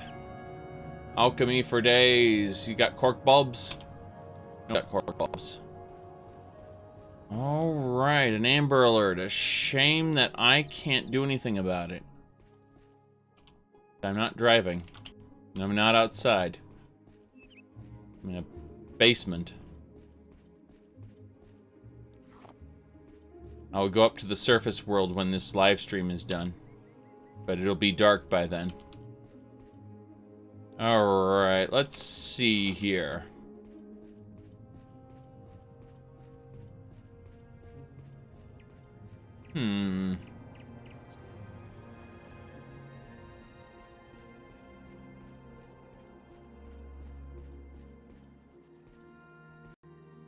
Let's see what we got.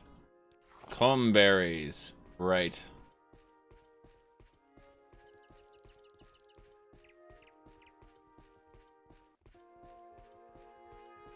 Got some flowers. Nothing major. We're just checking out this little section of island, this Isles region. The Oscadian Isles. It's a lovely place. It's also very close to some cantons. We've seen cantons before? Yes, we have. This area doesn't seem to be that high. Oh, wait. There's a bridge that leads to the next island section? Yeah, we'll come back here later. That's great. Let's, oh, there's a connector right into Vivec. Nice. I was unaware of this, or at least I had forgotten about it. This is fine. Hello, sir. Let's not make this official, Outlander. Move along. Right. Let's not make this official, Outlander. Move along. Yeah, I'm watching you. Right, what's your background? I'm an ordinator. Okay, then. Good to know. One true faith. What's your background, ordinator? I'm an ordinator.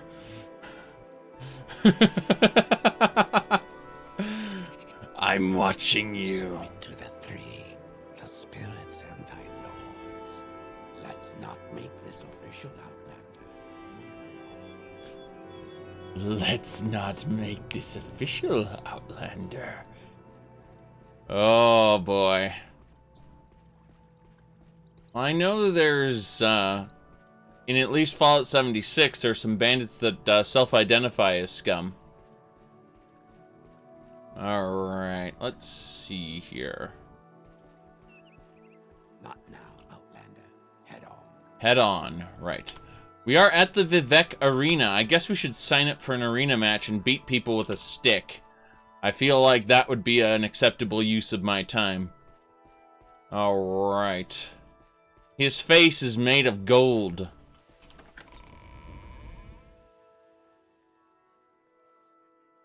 It's a shiny ritual mask.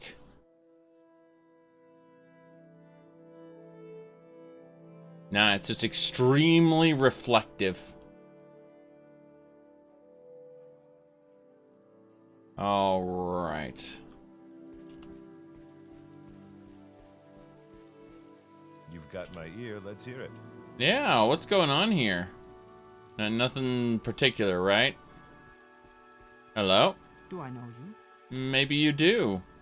So you're a gladiator in training, you say? I am she. Nothing special? Okay. Let's go over here.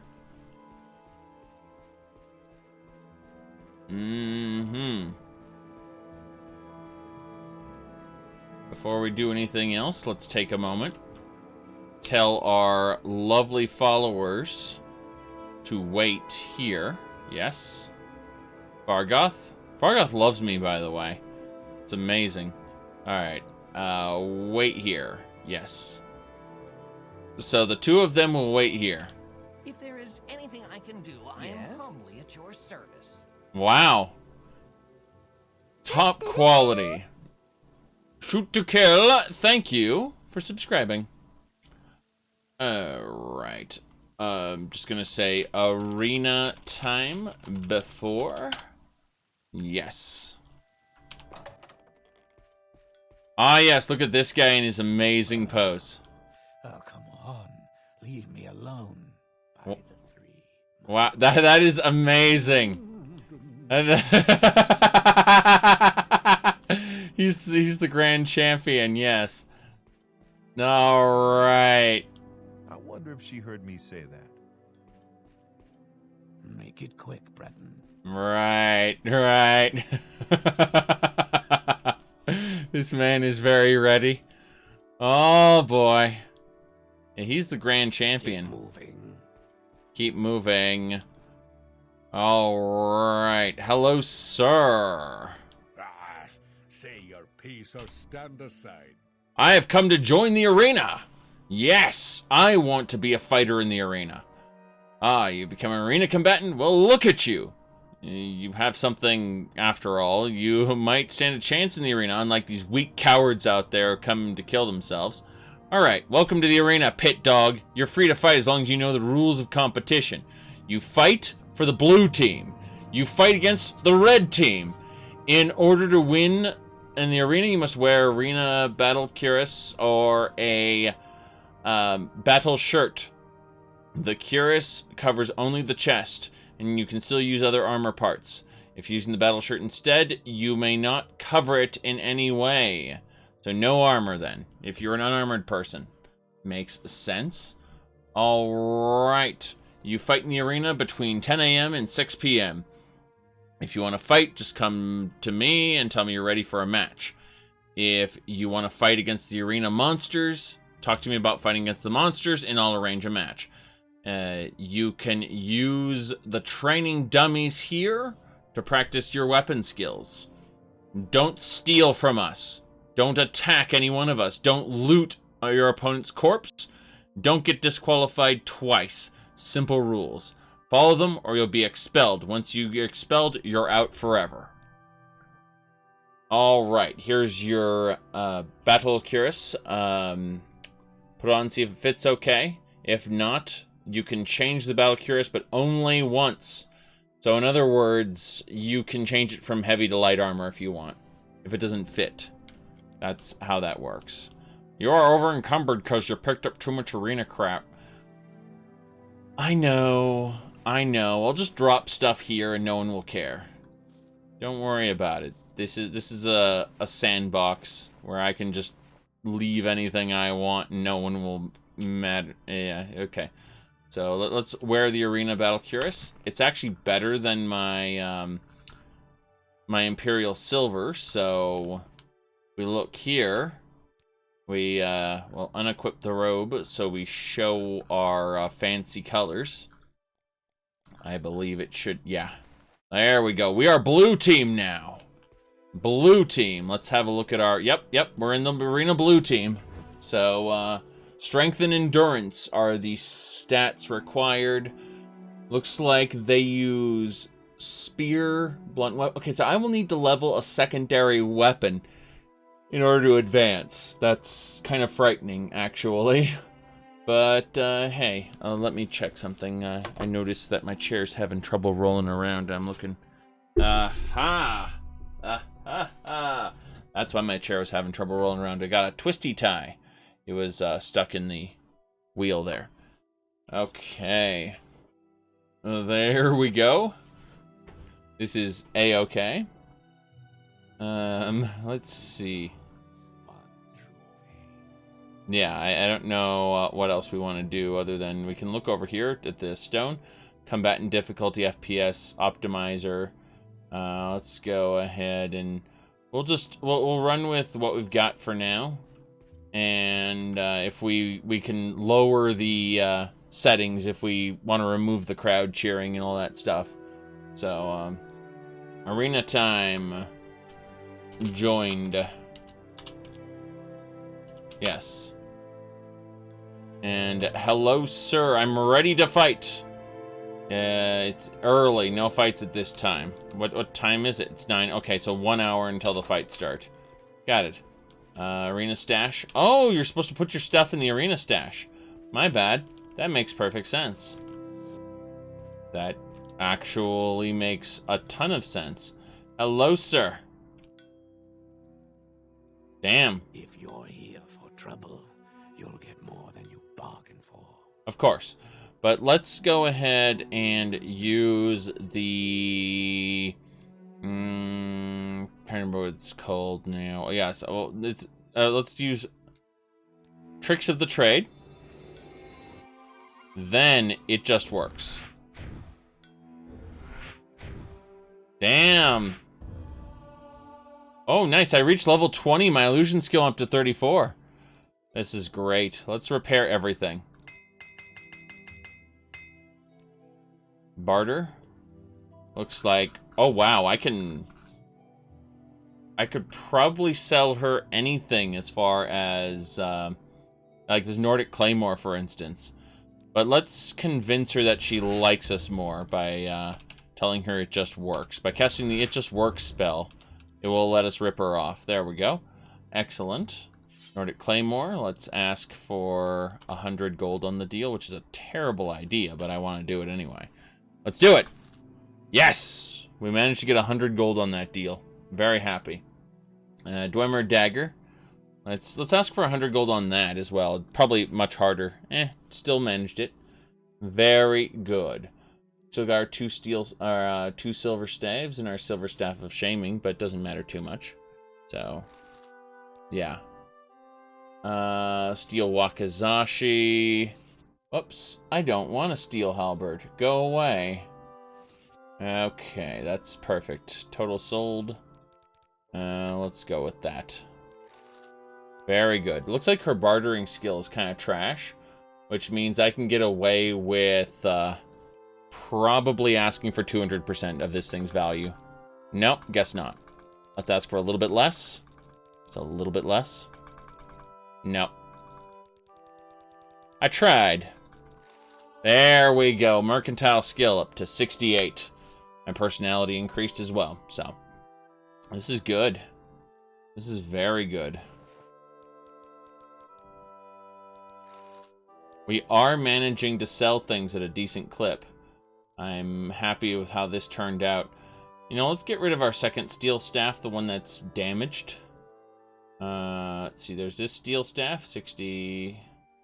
I guess, yeah, neither one's damaged because I got them repaired, but still, doesn't matter. Sell the steel staff, damn right. Because we got 2 silver staves, we only need 1 steel... Yeah, we don't need that many staves, put it like that. We can't sell anything except weapons and armor here. That makes sense. Oh well, we got everything fixed. This looks great. So we're going to save it here. Arena time joined. And it should be time for a match now. Alright, Pit Dog, ready to spill some blood. Your first opponent's a Dunmer. A Dunmer with inadequate defense. You can't fail this. Now go! Alright. Immediately summon Deadpool. Oh boy. Oh boy. Yeah. We're gonna remove the crowd from this one. Hold on. Remember that FPS optimizer? Remember that FPS optimizer we looked at before?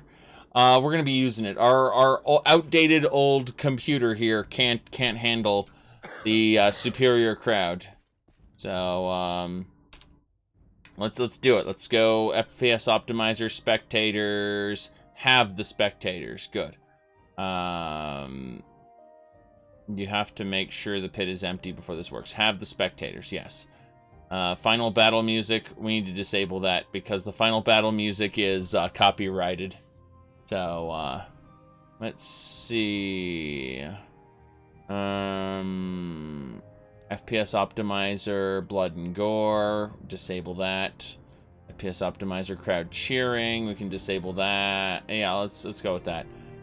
The final battle music, yes, it plays like a Nightwish song as the Grand Champion's like flipping around, stabbing his sword into the ground, making like crosses of flame that you have to dodge. It's, yeah, it's absolutely copyrighted. So, now let's see here. Save the game. Let's do it! Ready for a fight. Yes! We're gonna go fight that Dunmer. We're actually gonna get our Deadpool ready first, but it's gonna chug in the beginning, but then it should be better once I get through. Hopefully. It's loading right now. There we go. Don't worry about it. And look, it's smooth now. You're dead, sir.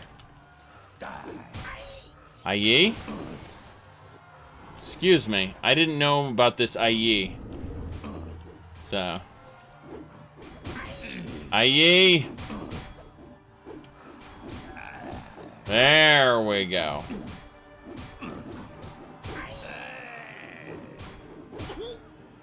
Oh, jeez.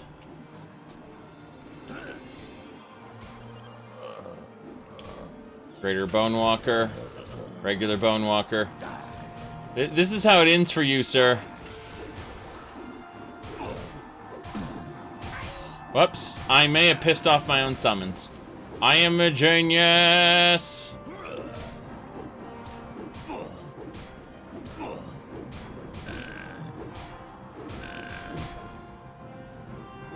Okay, I've still pissed off my own summons. I am the winner. I am not running away from my minions. I am obviously just showing off. Oh god, it hurts so much.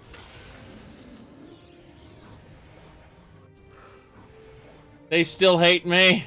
They still hate me. You bastard. I'm going to kill you. You cannot defeat me. I'm the one who summoned you.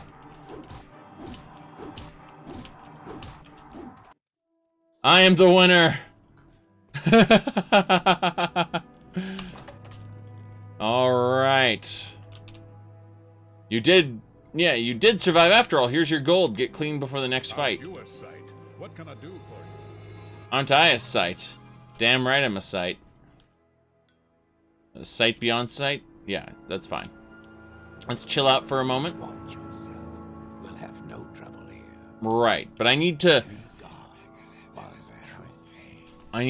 bolster my strength getting ready for the next big fight. So I'm actually waiting for my magicka to go up. I'm probably gonna die a horrible death, but hello, sir.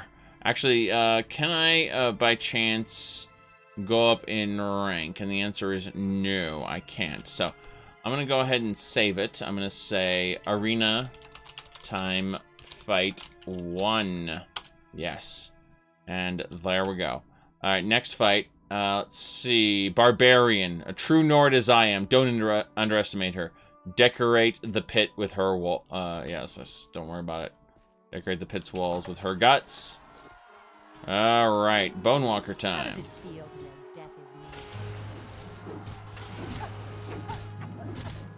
Alright. I am barely hitting her. I need to switch to my silver staff. Yes. Let's do it. There we go. Oh no. She defeated my Bonewalker. With my Bonewalker died our last hope for justice. Alright, let's go ahead and restore our magicka. Restore our magicka. And we should be able to summon the Deadpool now. Good. That should do it. So the idea is the two Bonewalkers damage her strength. You call this fighting? Give in. You're dead already. Makes her less able to deal with us. Victory! Damn right.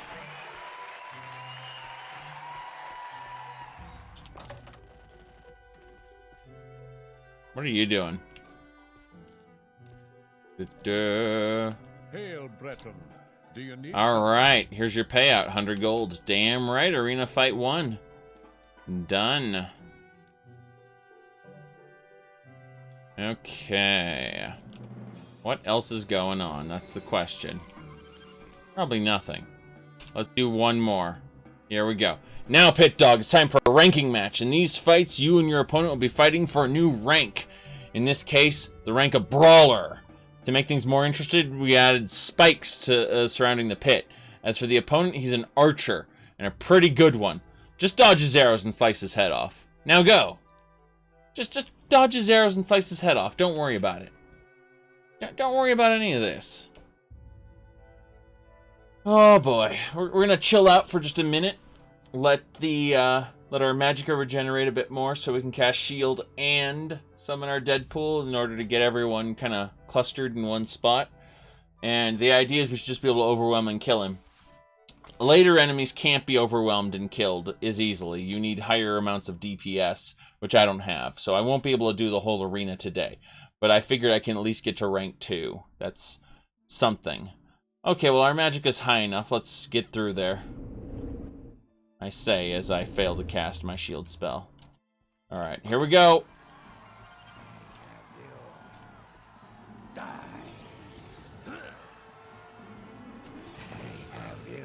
Okay. That should do. Oh no! I hit the skeleton by accident. Oh, well. He's lost most of his strength. God, those spikes, though. Yeah, okay, you're caught in the corner. Good. It's a lightning sword! The guy has a lightning sword! Oh, jeez. No, you just sit there. Okay, that's it. We need a bone lord right now. There we go. That's good. We got him. Just need to chill out for a minute. Okay, the Deadpool wore off, so we need to recast that. Should be fine. I'm a necromancer. What can I say? Alright. Next, let's... I like how he's trying to back up and he's backing up directly into my minions. Geez, that electricity, though, that's some pretty big stuff. Yes, you sit in that corner and you think about what you did.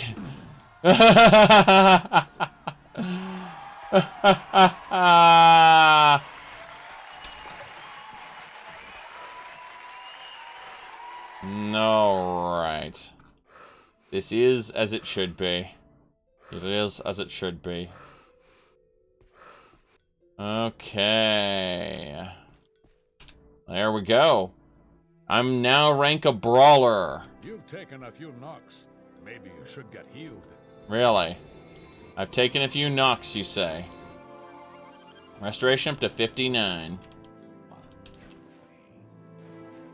Let's go over here and say hello. We need to let our magicka regenerate a bit. We'll convince her that this just works. And once we convince her that it just works, we'll be able to sell her a bunch more junk and get our skill up. Yes, our mercantile skill. But more importantly, get this stuff out of our inventory. Technically, I should be able to go talk to Faldil, but we'll do that later.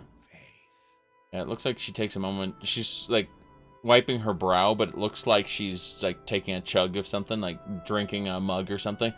It's not actually what's happening, but it certainly looked that way for just a moment. It just works. Here we go. Okay, she likes us. Very good. Let's repair all our things. Now that everything is repaired, let's go ahead and sell it. So, I'm going to ask for 45 on this deal. Very good. Chitin boots, let's ask for 14.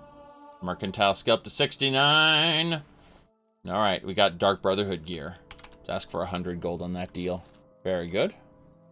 Heart wall, 75. Let's ask for a flat 100. Very good. And there we go.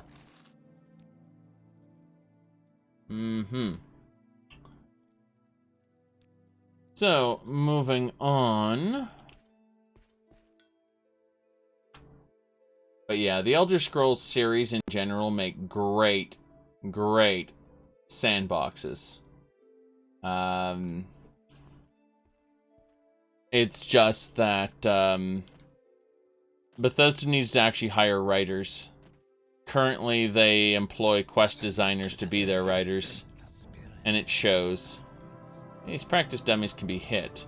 Wonder if we could switch to something else. Keep it sandbox, stupid. Resources man, thanks for subscribing. How do you do, Breton? This is a wondrous encounter. Welcome. Excellent. Let's convince our people to follow us once more. Come with me. Yes. So, and then... yes, follow me, please. Thank you. Right behind. This is as it should be. So, we've got Fargoth and Faldil, and we are officially rank 2 in the blue team. We are a we're a brawler now. We'll be a bloodletter the next one. I was like, a bloodletter already? No, I'm not. But our armor is top quality. It's really beefy. So we're going to wear that underneath our robes. Our fancy Fancy robes. Yeah, actually. Let's go with that.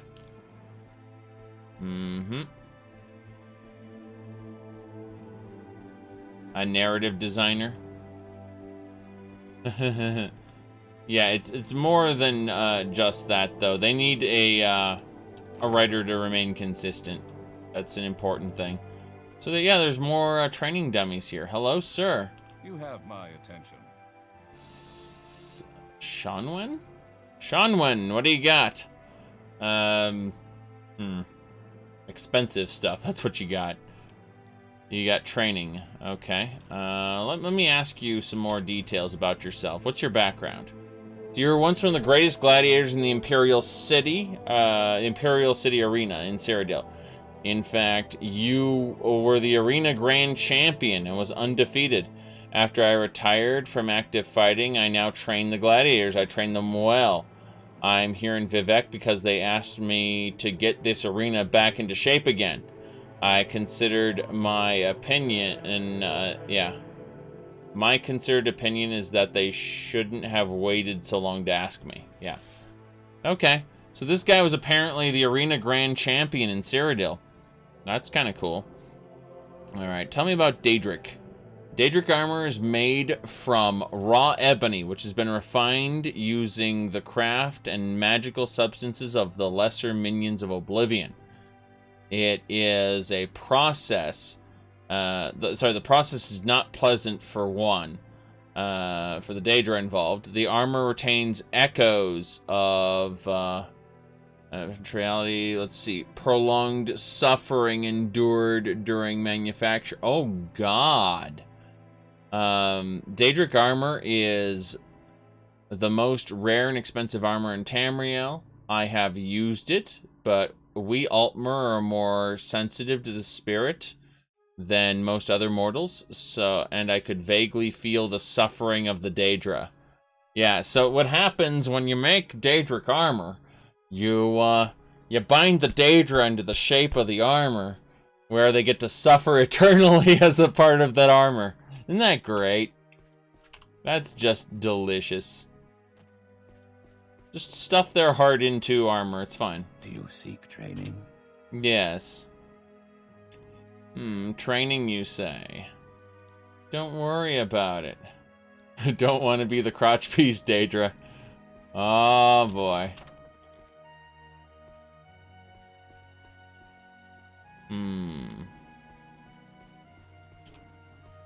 Would that work with dragons?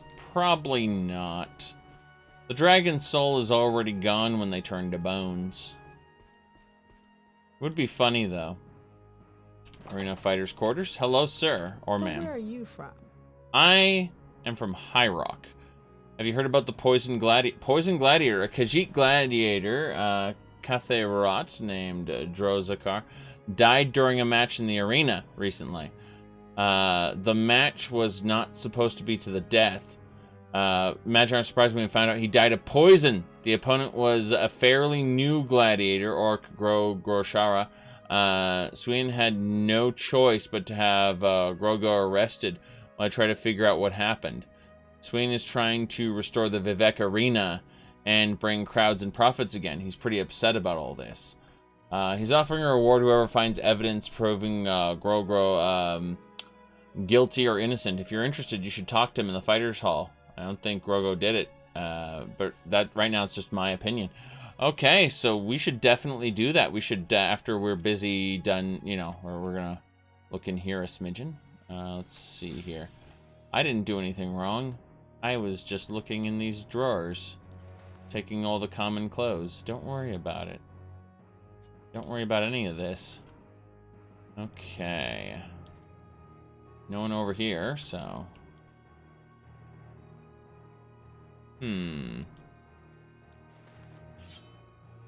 Yep. Don't worry about any of this.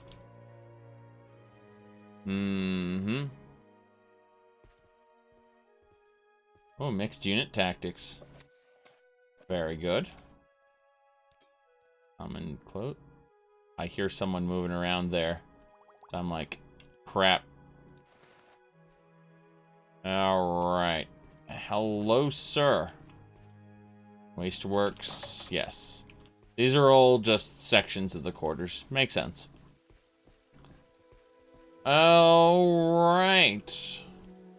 Well, we should go back to the fighters training section and ask about this. Very good. Hello, sir. Do you seek training? Not right now. Not right now. Hello there. Any time now. Daedric armor is different from Daedric artifacts. Completely different. Alright, tell me about the poisoned gladiator. So Satan told you the story. Yes, I'm offering a reward. Whoever finds evidence that Grogro is guilty or innocent. If you are interested, you can start by going talk to the Grogro in the arena holding cells.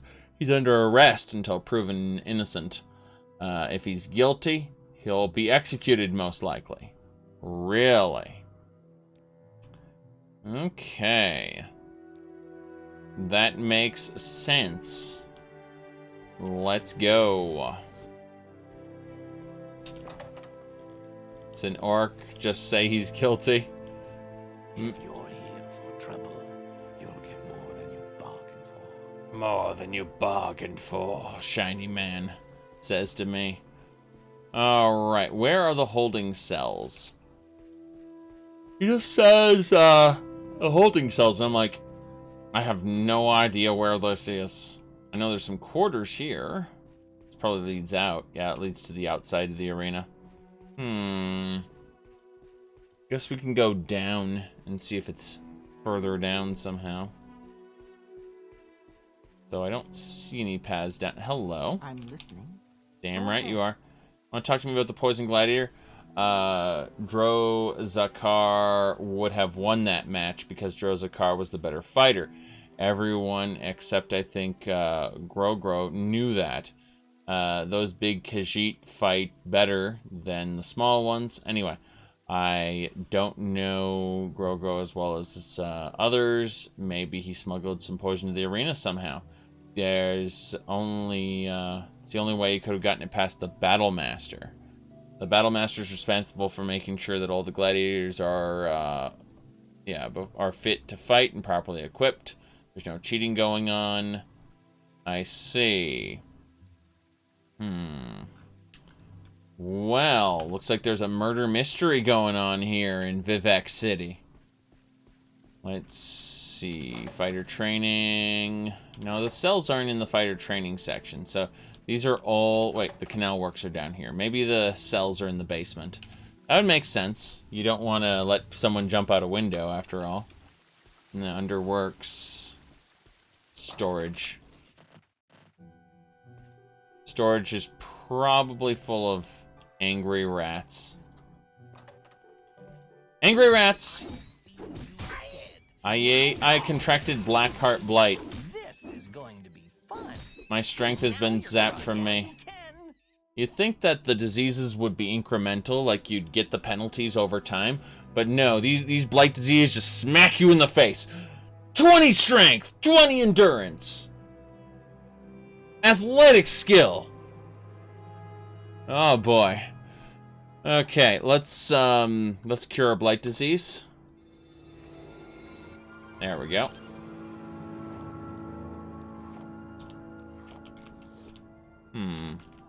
Technically, we should be able to take what we want. We have to be careful, though. Yes. Get all the symptoms immediately upon being bitten, basically. We're checking... We're rummaging through their trash, basically. At this point. All the arena supplies. We were looking for the cells, but we found some alchemy ingredients and a couple soul gems. So it's kind of fine, I guess. Oh, this is trapped. Pretty sure I can open this with my open door spell. I should probably get It Just Unlocks.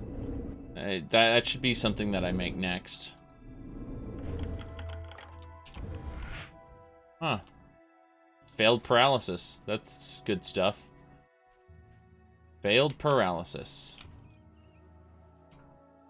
Okay. Grab this stuff. Whoops. Almost hit loot all on the basket. I not need baskets. Or redware. Or wooden cups. But I'll gladly take the resin, stoneflower petal, scrib jelly. Yep. I'll take all of that. Okay, got some bread, some gold. Take all the gold. What are we doing? Oh, claymore. Nice. Well, some more alchemy ingredients. Hey, Fargoth, we need to talk. I'm over-encumbered with junk that I've stolen from the arena. What I need to do is convince you, Fargoth, to be the carrier of the junk that I've stolen from the arena. There we go. Just toss it over to you. Don't worry, it won't get damaged by dropping it repeatedly. That would be silly and totally realistic. We have stolen quite a bit of equipment. Wait, is Fargoth up to 640 carry weight? Fargoth! You're amazing! You're level 18! Your short blade skill's at 70. You have over 150 health. Fargoth that grows in strength. Lit hides. What's this? Oh wow, knowledge and security went up from that book. Cool, expensive shirt and common junk. Oh, apprentice calcinator, alembic, and mortar and pestle. Well, we'll just end up selling all that because it's all apprentice level stuff. Imperial sword.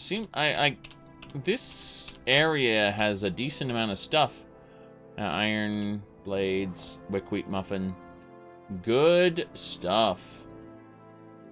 Need to get Fargoth a full set of Daedric, you say? I mean, it's inevitable. Fargoth's apotheosis is inevitable. We all know that. He will eventually ascend.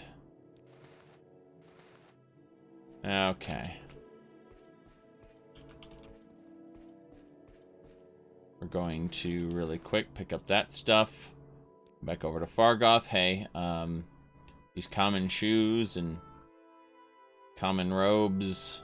Got 10 common robes, jeez. Yep. I've been stealing common stuff. So much of it. It's good, though. It's good, though. We've been proceeding well. We're gonna actually come back here. Because we need to go sell things before we can continue this investigation into the basement. I'm thinking all those swords we can sell up in our little area up here. Hold on. Let's see.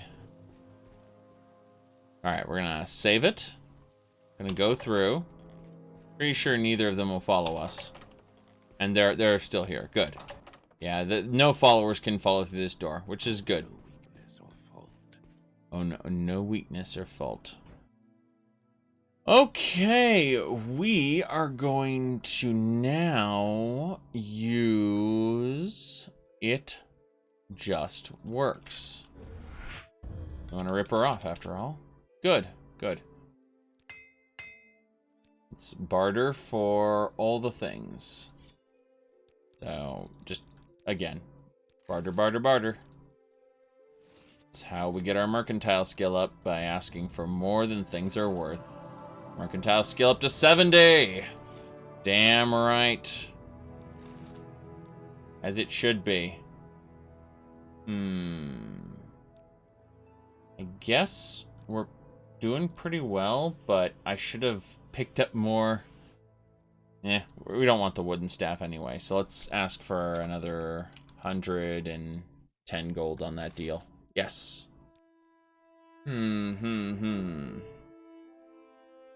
Daedric face of Fargoth. Don't question it. Fargoth has ascended far beyond anything that you may be able to guess. Now, we're actually going to go over to Fargoth. We're going to take from him multiple weapons. Our goal is to grab all the not all the weapons, but a good chunk of the weapons that he has. And then we're going to give him the clothing items. Yes. Those common clothes. Now you may be thinking, common clothes don't weigh that much, but when you have giant piles of them, they do. They really do. Let's have a look at... Yeah, Fargoth hasn't changed yet. Okay, we are going to grab the bone mold. Excellent. That is just as it should be. Hello? Not quite. Get her up to 100 so she likes us especially well. Perfect. Alright, we are going to barter for those bone mold items first. Ask for an extra 110, I think. Very good. Bone mold boots. Let's ask for 110 as just normal. Good, good, good. Normal amount. 28. Mercantile scalp to 71. Our personality's increased to 60. This is great. Mercantile is going to be maxed out soon. Oh, geez, that dagger. That dagger really pushed us a bit far there. We did it, though. We managed it, just barely. We added a bow to it, and that's how we managed to make the sale. Unfortunately, 100% value. She's just not willing to do that. 110.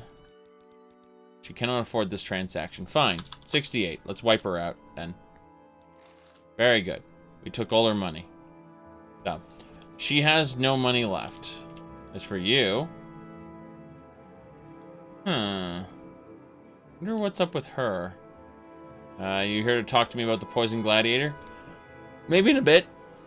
Maybe I'll talk about the Poison Gladiator in a bit. Don't worry about it. How'd you know that I was here to talk to you about that anyway? Oh well, it doesn't matter. We're gonna go sell the rest of our stuff somewhere else because clearly our vendor, our blue team vendor, is out of money. And so I'm thinking we'll head on over to the foreign quarter. That's a good place we can deal with stuff. So, let's see here. We just hit level 20. We're doing pretty well for ourselves. Of course, we've only been at this for, 1 day, 16 hours. In-game time, 18 days have passed since I've arrived in Morrowind. Alright. Let's get out to Vivek. And, cross over this way. Don't worry about it at all.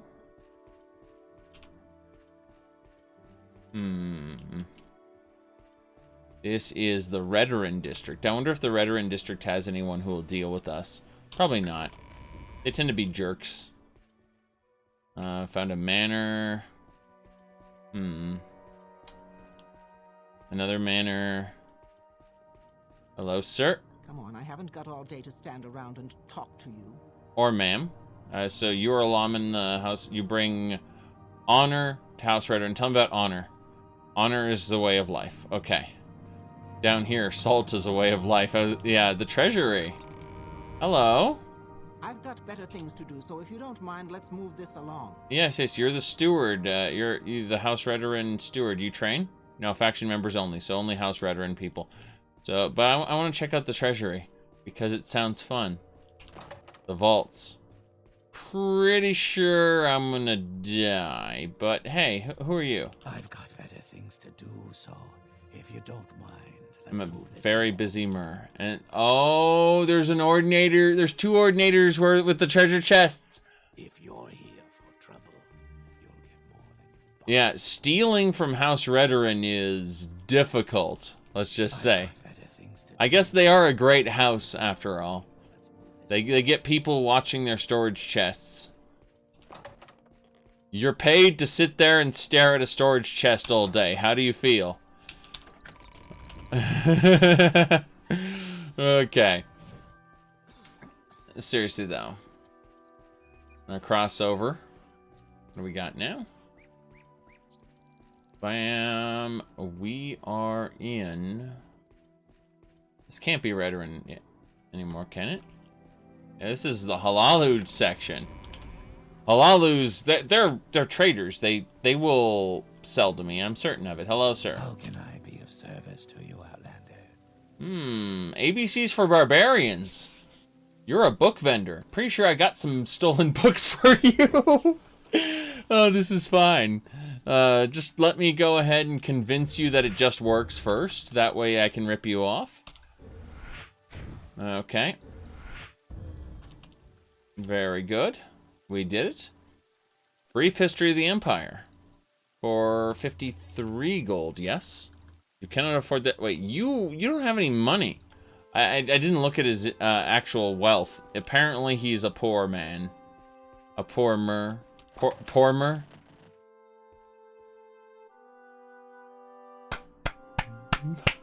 Daggerfall all over again. Daggerfall all over again. My followers did it, by the way. My followers did it. They pushed me through the floor. As they teleported to the same spot I was in. Yes. You have descended. Fargoth casts you down!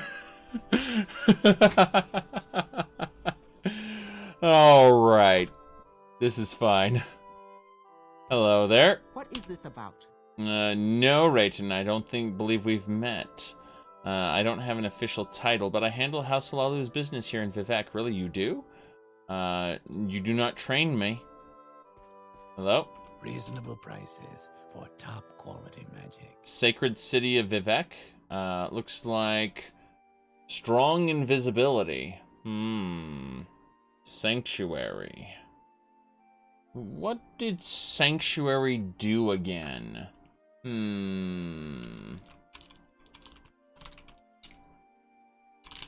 I'm trying to remember exactly what Sanctuary did. Increases your chance of dodging attacks. Has no effect on magic or ranged. Huh. Okay. That's a thing, I guess. Swoosh, swoosh.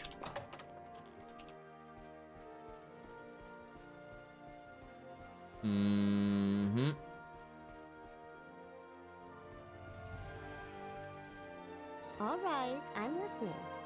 I'm listening. Yay. Someone said about the creation engine, even if the engine is stable, Bethesda's games always look 5 years behind graphically.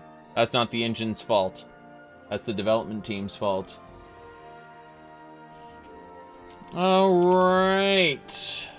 Let's continue. I'm not saying there aren't bad things about the games. I'm just saying that the creation engine isn't the cause of them. It's Bethesda. Halalu Ancestral Vaults. Shrine to the Tribunal. I'm not donating 35 gold to some people who call themselves gods. I am going to go over here, though. There are people up there. Makes me question everything, right, Fargoth? Is Faldil still maxed out on his carrying? Oh, goodness. And he's got a lot of potions, too. Looks like it's up to Fargoth to carry this burden. Yes. Heavy weighs the backpack of Fargoth. Okay.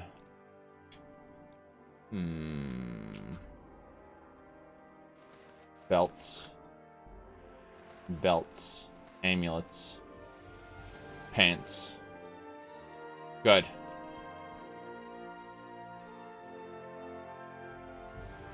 It's about stretching bad textures over low. Oh, moon sugar! Moon, I knew it! Those halalu, they're into the moon sugar. They're trading the illegal substances.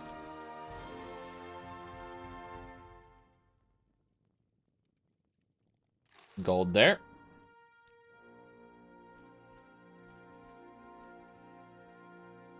Ash statues. Really? I had no idea they were smuggling ash statues around. I'm gonna talk to these people. Hello there. Let's see, services, what's a guild? Yeah, guild guides or spellcasters of Mages Guild that transport people. Got it. So you guys don't really have anything of note. Yeah, you don't have any background or information. What's your trade?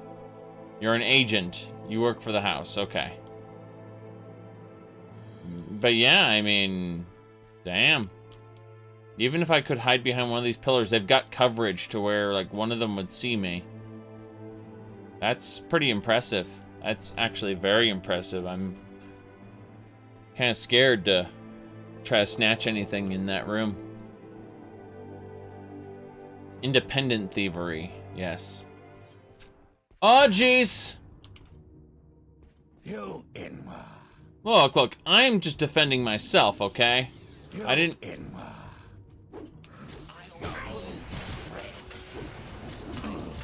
Damn! Is that an ordinator?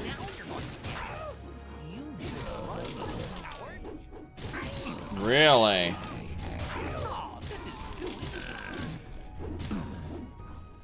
Okay, do I have a bounty now?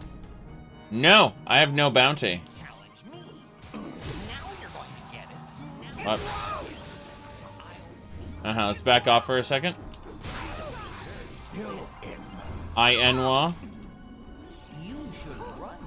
Good. I've summoned the undead. Technically, I am the baddie.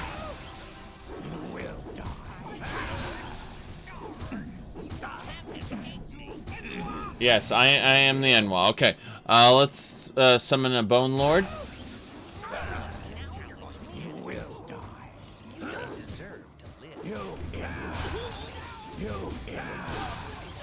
Damn. I am about to die. Okay, here we go. Deadpool.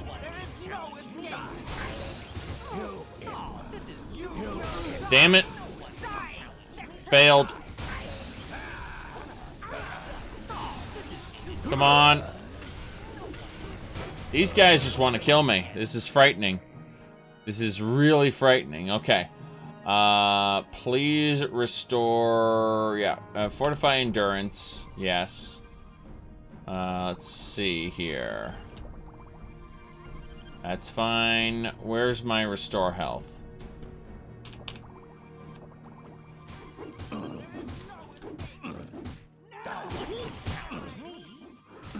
Okay. I need to restore magic now. Restore magic. Oh, jeez. Whatever. Just restore it all. Okay. Okay. What I have to do now is shout it's too easy. Yes. Bone Lord. Then Deadpool. Yeah, if I can get the Deadpool summoned, we're fine. Probably.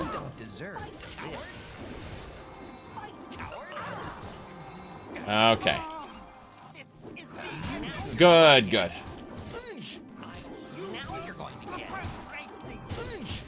Oh god, are they fighting the Bone Walker? Is Fargoth fighting the Bone Walker? Wait, is Faldil fighting Fargoth? Really?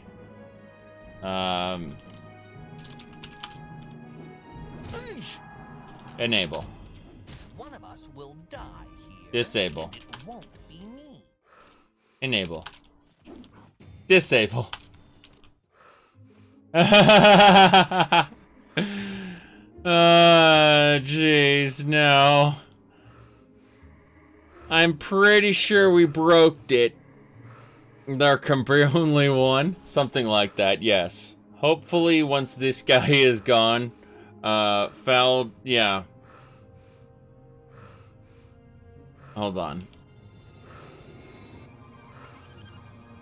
Calm. Where's calm? I don't have a calm spell, so. Okay! It was the summons. It was the summons that pissed off, that Fargoth pissed off. Basically. It's fine. Now look. I don't have a bounty. But geez, did these people want to kill me. What I'm going to do is I'm going to say, I done killed a lot of holler. Yes, holler. And then I'm going to load up here and be like, hold on. I'm just going to do something just in case. I mean, this is a precautionary measure. And then I'm going to say, this is where I anger the holler. Yes. And then I load back up to I done killed a lot of holler. And this is where we're going to play through. I just wanted to see what goes on with that. Interesting. So there's a lot of bone mold and stuff here. I'm pretty sure I'm just going to make a totem out of the bone mold, I think. Because there's really not much else to do with it. Crossbow, steel saber. It's good stuff. It's a shame that Fargoth is going to be over encumbered by it. Probably forever. Yeah, we're 5 points over encumbered, so we're gonna have to give Fargoth some junk here. Most of our clothing items we don't need at the moment. Give them to Fargoth. He can carry them with honor. Or just carry them in general.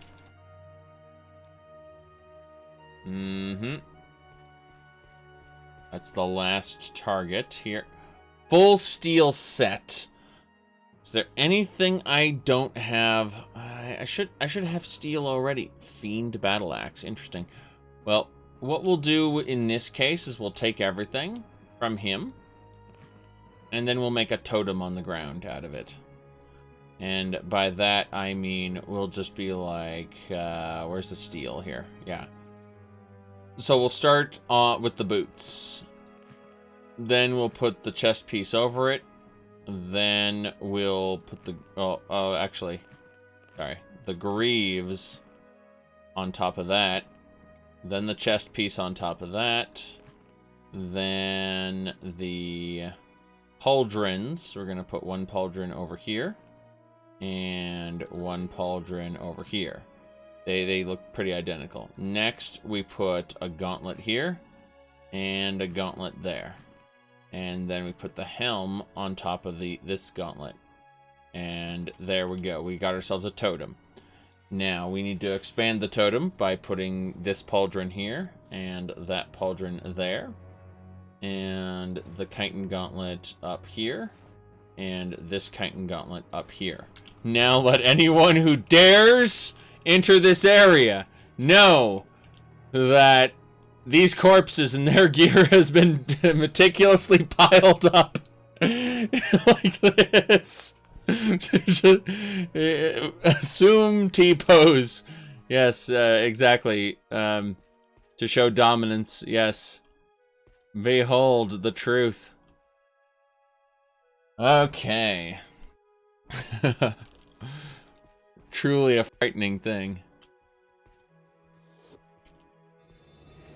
Unfortunately, we didn't set out to piss off House Halalu. We actually just kind of set out to grab some loot from these chambers. And it seems like these smugglers were just kind of sitting around with their moon sugar supplies. God, I just over-encumbered myself with moon sugar. Okay. These brief history books aren't even worth it. Not right now, anyway. We'll come back for them, maybe. There we go. But yeah, Moon Sugar. We're gonna have to come back to Vivec. Vivec has so much stuff in it! So even though Vivec is huge, no, it's just... What the hell? Compare this to... I'm thinking of how much content's in Whiterun.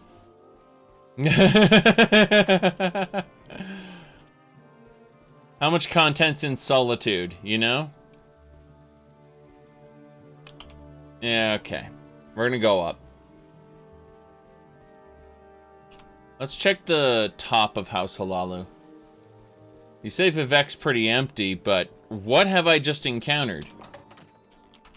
Like, go into every house and section and check out the different people there. You mean outside of it? Yeah. Correct. The real life in Vivec is in the cantons.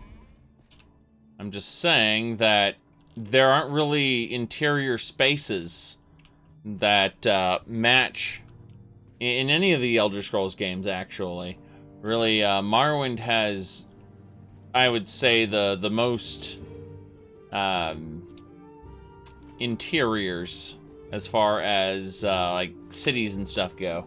And I like it. I like it a lot. Alright, this is the House Halalu Manor. Don't want to deal with that.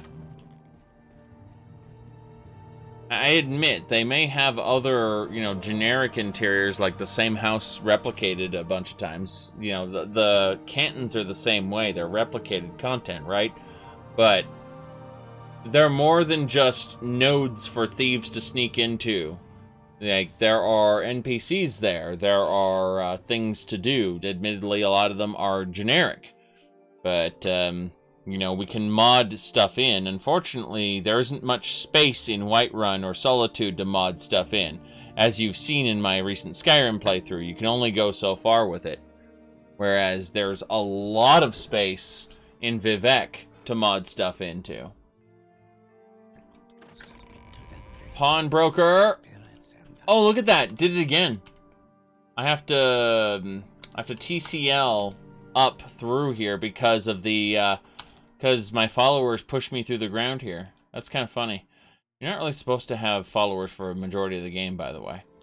The game supports followers during certain quests, but it's just kind of funny. Let's have a talk with this pawnbroker, telling her it just works. What do you think of our city, Outlander?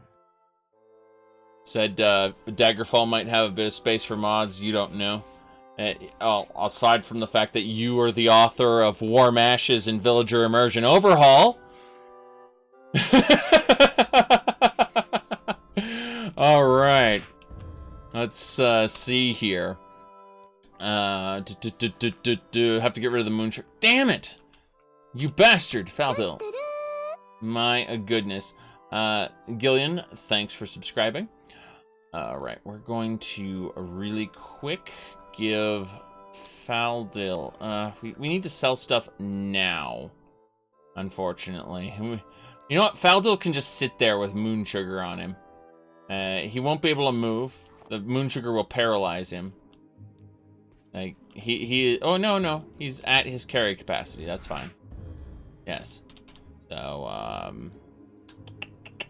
Daggerfall pretty much doesn't count for any basic comparisons because it's got a gigantic procedurally generated world as opposed to a small handcrafted world. So when you stick handcrafted content into Daggerfall, you're just like, well, there's tons of space to do it! I want to build a new location here. They're like, okay, do you want to be next to this city, out in the middle of nowhere? Like, there's tons and tons of space there. Lots of room. Okay. We're going to immediately What the hell? This Fiend Battle Axe is amazing and totally surpasses what she can buy. Oh boy. Let's just sell a dagger. Jeez. Steel crossbow. At least I can, you know, ask for 70 gold on that deal. She's like, I refuse. My barter skill is better than you. You make me sad. You make me sad, lady. There we go. Mercantile skill up to 72. Reach level 21. That's what I'm talking about.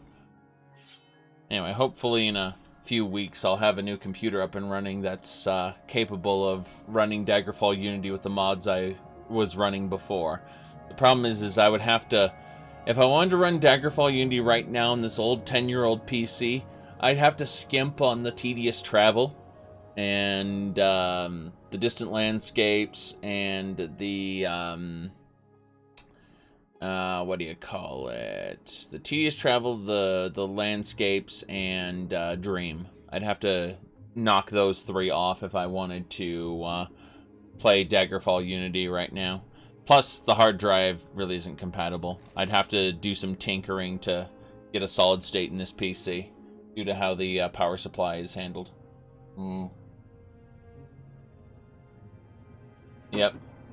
You might as well play in retro mode at that point. Yeah, exactly. My point is, because I'm using an old PC right now, while I'm working to get my new, you know, a new PC to replace the one I was using, old games like Morrowind and stuff are pretty good, and I'd rather wait and run a nicely modded Daggerfall later. I think that might be fun. Apparently, there was a tiny... I see what the cat was after now. I had a tiny piece of chicken. It's mostly breading, though. Oh, well. That was what the cat was after. Okay, so... Boots here. Sell. Very good. You're going to try to have the Bounty Hunter test module done when I get my new PC back up. Very cool. I'm very happy about that.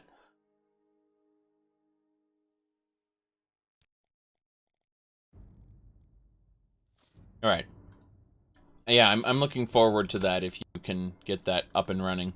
That sounds fun. There's a lot of cool things you were talking about with your tweets and Villager Immersion Overhaul that I'm looking forward to as well. We're selling this shield. Chitin boots. She only has 18 gold. Okay. We're going to ask for all 18. Like a crazy person. I want all your money. And she goes, no. And I feel sad. Let's see. Alright, we're just gonna give her this for 5. There we go. Trying to find times between work, playing games, and modding. Good luck! But yeah, I definitely will look forward to testing that. It's was a lot of fun to play with the Villager Immersion Overhaul and Warm Ashes for sure. What have we got here? Weaponsmith, yes! Weapon dealer. They nearly drove me through the ground again. These bastards. Haven't you heard of me? You... Do you know who I am? Let's find out. Let's find out if they know who I am. I have a reputation of 3. I'm pretty sure you've never heard of me. Before people start really knowing you, you need like a reputation of 10. Let's see here.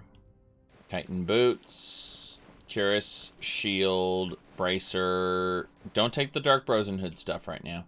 Don't take the Imperial chain cuirass either, but definitely the Imperial steel. Don't have to worry about any of that. Yeah. That should do it. We should be... I really hope he has money. I didn't check to see if he has money. Repair my everything. Fine. We wanted to repair everything anyway. He has 800, so we're going to ask for his assistance in... Wait, he only buys swords. Weapons. Oh, jeez. No. He only buys weapons.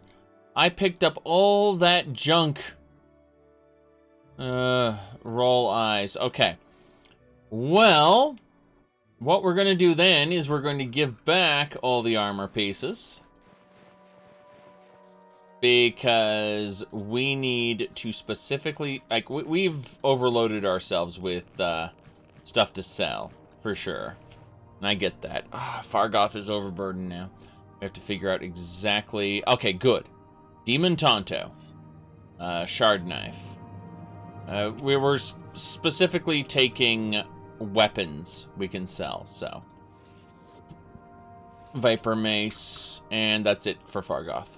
Faldil, you have anything weapon-wise? You have tons weapon-wise, okay. So we're going to specifically take all of the weapons we feel we can get away with selling to this guy. Yes. We start with the cheapest ones and move our way up, I think. Hello. Okay. We got him. We're going to go for the... we're going to go by value. Yes, sort by value. And start at the lowest. And I'm going to sell him basically junk. Get our mercantile skill up by doing that. Just selling him junk. And that's pretty much how it works. He refuses our offer a few times. We lower our asking price a bit. And we eventually get something reasonable. But, yeah, we just have to be kind of careful because you can piss him off. If you rapidly click too many times, his disposition will drop. And he will not want to buy things for any price, really. He'll give you a fraction of what stuff is worth. And that's just kind of how it works. So whenever you see offers refused, it lowers his disposition by a tiny amount. That said, he's under the effect of a spell, so he actually has a lot more disposition kind of overflow than the 100 it's capped at. So in other words, as he's losing disposition, the spell is making up for it. And that's why he appears to be staying at 100 disposition, despite the fact that he's obviously refusing some of our offers. So, mercantile up to 74. Very good. Now, let's keep going. We sorted by weight. Got a frostbite dagger to sell. Just for a few amounts. Yeah. Little low amount. A few amounts. A few amounts of gold. That's how English works. Alright. We are going to ask for a flat 100. See if we can get away with that. We were able to get away with it. Very good. Iron broadsword. 25 gold. No. 20 gold. Good enough. There's 20, yeah, that's fine. Let's see. What have we got next? Looks like a shard slayer. For 84. Very good. Axe of deep biting. 120. Let's just ask for a flat 20 on that deal. Very good. The Demon Tonto and the Fiend Battle Axe you probably aren't going to sell today. But hey, we managed to make a good go of this. We're at 18,000 gold so far, which is pretty good considering how this game functions. I mean, it's not like I'm going to steal from his closet and take all his clothes and his ash yams and scrib jelly and bread. Oh god, that Ordinator's right around the corner. They do have conveniently placed corners, though, I've got to say. So if you do want to take things, like all his silver... Oh no. Pay, I will resist the arrest, yes. You have sinned? I'm curious. Yeah, this is not gonna work. Yeah, this is not... I like how his initial spells didn't do too much. Okay.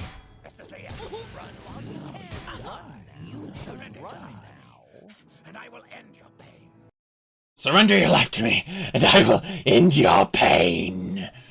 By the way, we're all the way back here. I'm not joking. We absolutely did not save between trade sessions because it did not even occur to me that I could get my ass kicked so much. So we're leaving. We're going back to we're just leaving completely. We gotta go find some we're gonna go back to what's called Balmorra and turn in all our stuff. So you still don't know how knockdown works? Seems pretty crunchy to me. Yeah, we're going to Balmorra. What time is it? It's 2 p.m. We got time to get back to Balmorra. We should be able to do it. But yeah, we got crunched hard. And what we'll do is we'll come back later to Vivek and do some serious trading. But unfortunately, it just shows you shouldn't try to steal stuff. That's really what it comes down to, without an invisibility spell. Invisibility spell would help. So would sneak. Is it security? Let's see here. It's stealth. Sorry. Yeah. It's called sneak. Moving unseen. Adept pickpockets. My 5 sneak skill is very, very powerful, as you can see. So, maybe I should have been a better sneak. That's really what it comes down to. I guess I could go to Balmorra and get some sneak training. I only have 16,000 gold. I mean, we should probably invest some of that in sneak training, so we have a basic level of competency. I think that might be a good idea. If we're gonna keep doing things that are not too above board, and we don't really have much in the way of spells that can help us. Invisibility actually has a 94% chance of working. It helps, but it's not guaranteed. It still rolls your sneak check. It just gives you a big bonus to it.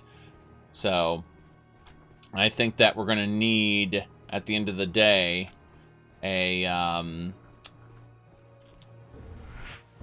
bonus. Yeah, I think that's what we're gonna do.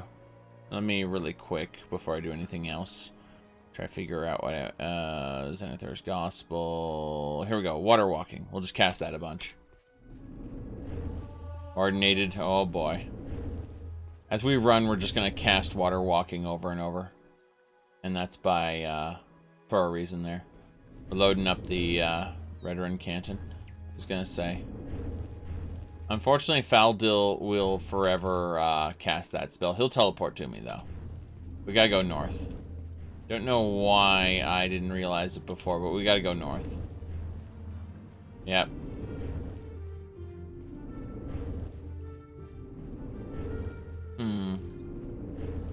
As I run, I'm practicing my skill here. It's kind of funny.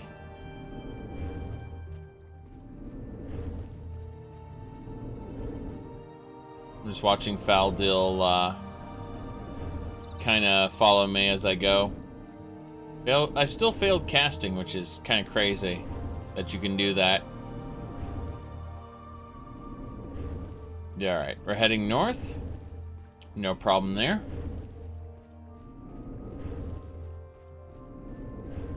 Let's have a look at Alteration, see how it's doing. Alteration is almost up another point. Alteration's technically 30 now, so I can get up to 31. Is there any bigger spells that I can cast? Water breathing.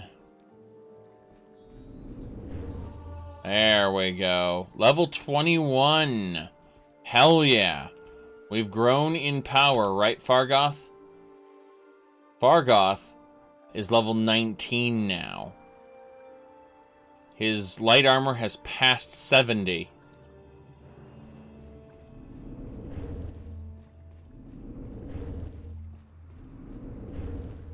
Let's see, how much has that gone up? Only 9 points. I guess we'll keep going. We'll just run. Save the game! Good, good, good. Man, that was a great set of stuff in Molag Mar. I wasn't expecting Molag Mar to be as great as it was this time. We'll have to go back there at some point. I just didn't want to spend all day reading the NPC text there. And that's what would have happened if I had stayed in Molag Mar. There's just so much to engage with that I would have been reading NPC text the entire day. Like, it would have just been one 4-hour stream of NPC text. Alright. Let's see here. Proceeding onward.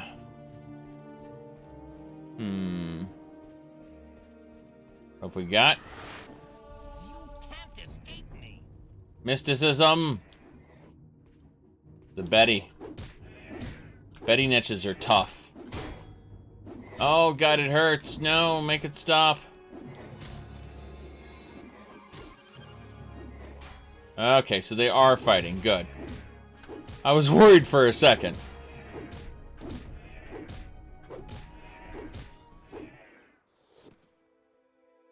Netch leather.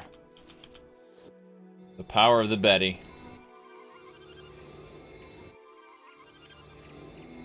I say as I'm over encumbered from the power.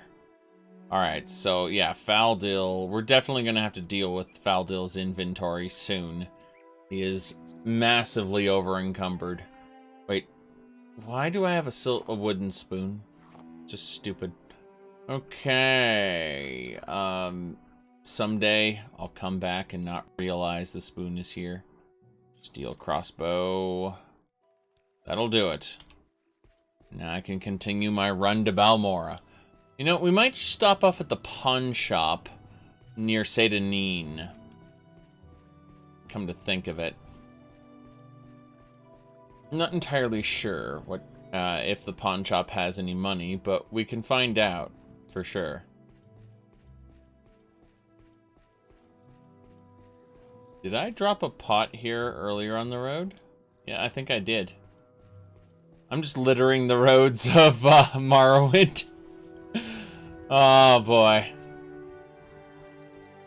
I mean, it's worth something to someone, it's just no one's taken it yet. No one takes anything ever in Morrowind. Okay, let's keep going. I see a guar in the distance. Guars cannot be trusted. You think, oh, it's a cute little domesticated guar. No, it's a wild guar. What is the difference between them? Oh, you chose the wrong Bosmer to mess with. Morrowind needs the Wastelander update for that. Oh yeah, the Wastelander update, where the NPCs, like, if you die to a settler, or you die with a settler, you know, nearby, they will take your guns. They will loot your corpse and equip your stuff.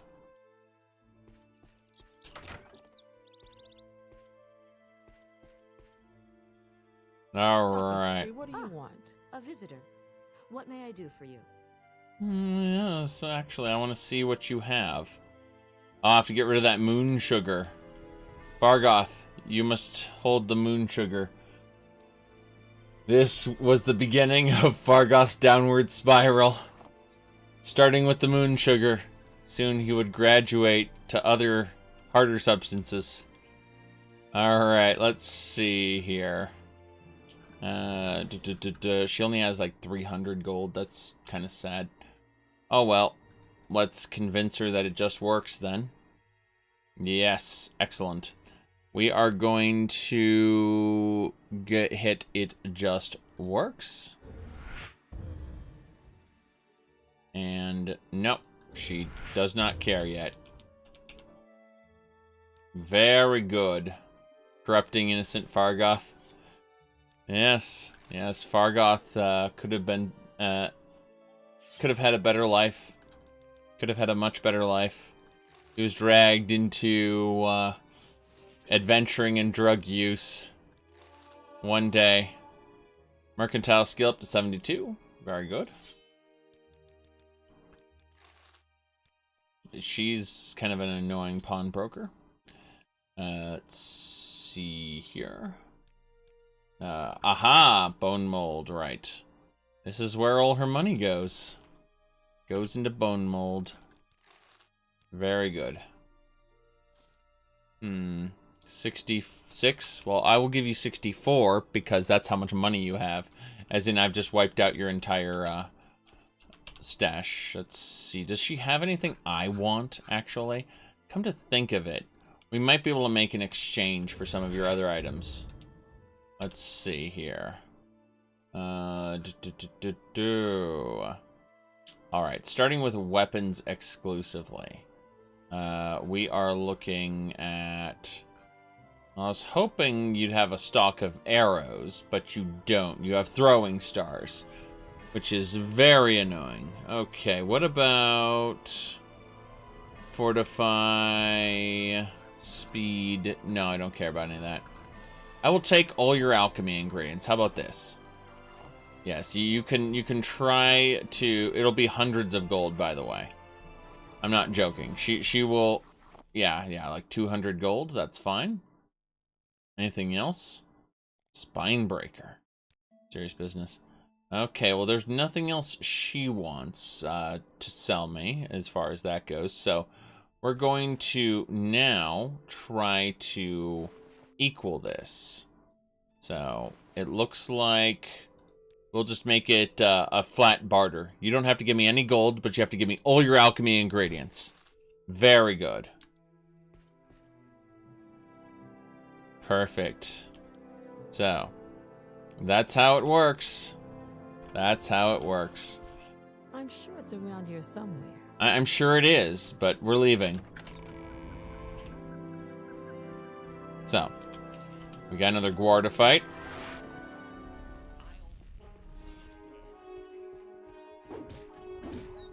You chose the wrong Bosmer to mess with. Did Fargoth just do some ranged attacks? It looks like it. It looks like it. Not sure. We're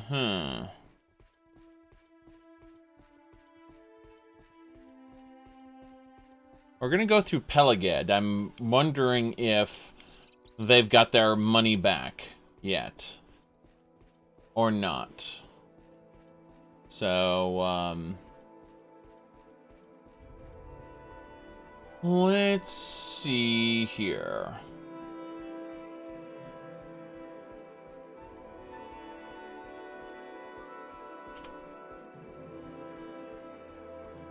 Looking around, yes, adventuring and drug use sounded fun at first.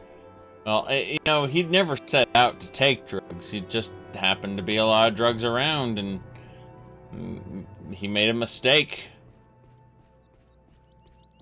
A mistake he'd never recover from.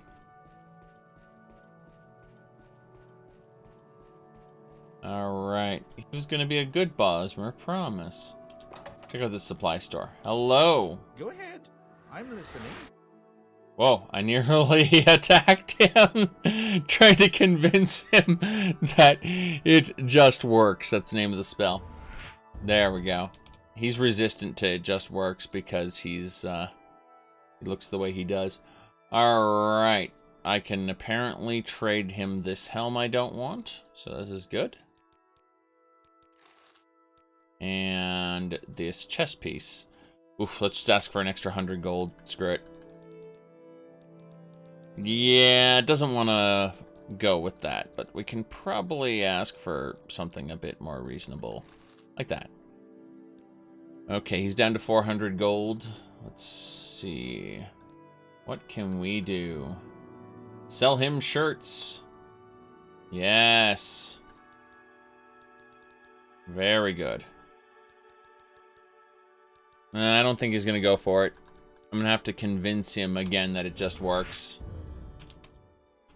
Alright. That'll do it. Yes, shirts and rings. Selling him junk. Just pure junk. Alright, that's something we can do, so.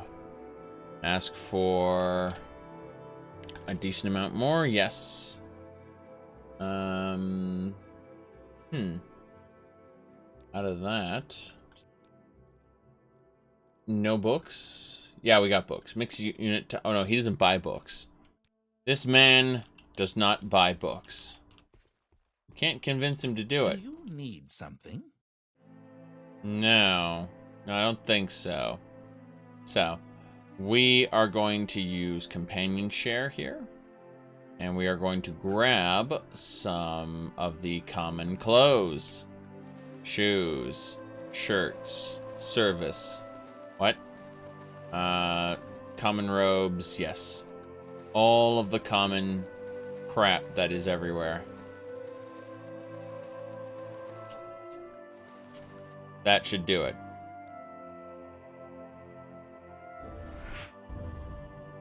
Yes. Ask him 20 times if he'll buy it. Makes him less, like you less, but he still buys it. Yes, we have to be careful about that disposition drain, unfortunately. But yeah, we're gonna convince him to take most of this crap off my hands. The common skirts and things that I steal from people's dresser drawers. Mercantile, 73. We are on the road to being a master merchant. Where do you get your supply? We steal stuff? That's not a master merchant at all. Oh well. You know, I might play Racketeer later today. That might be fun. Racketeer is a great game that everyone should experience at least once.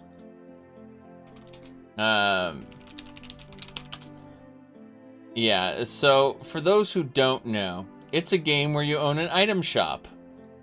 And how do I put this? The game has a very clear message that it tries to send to people. It's pretty fun, actually. Capitalism ho! I'm not joking. That's straight from the game. That is straight from the game. All right, let's see. It is a damn good game. Let's see here. Trying to find another shot from it, a specific one. Yes, here we go. The memes are great. Lower the price? Get out of my store. Let's see here.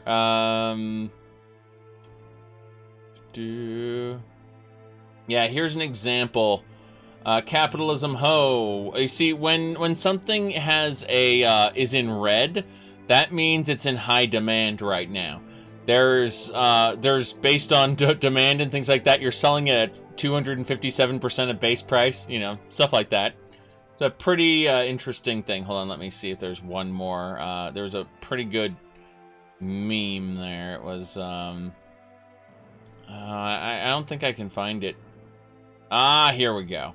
Yes, there's a dungeon crawling aspect to the game too, so all you really need to know is that,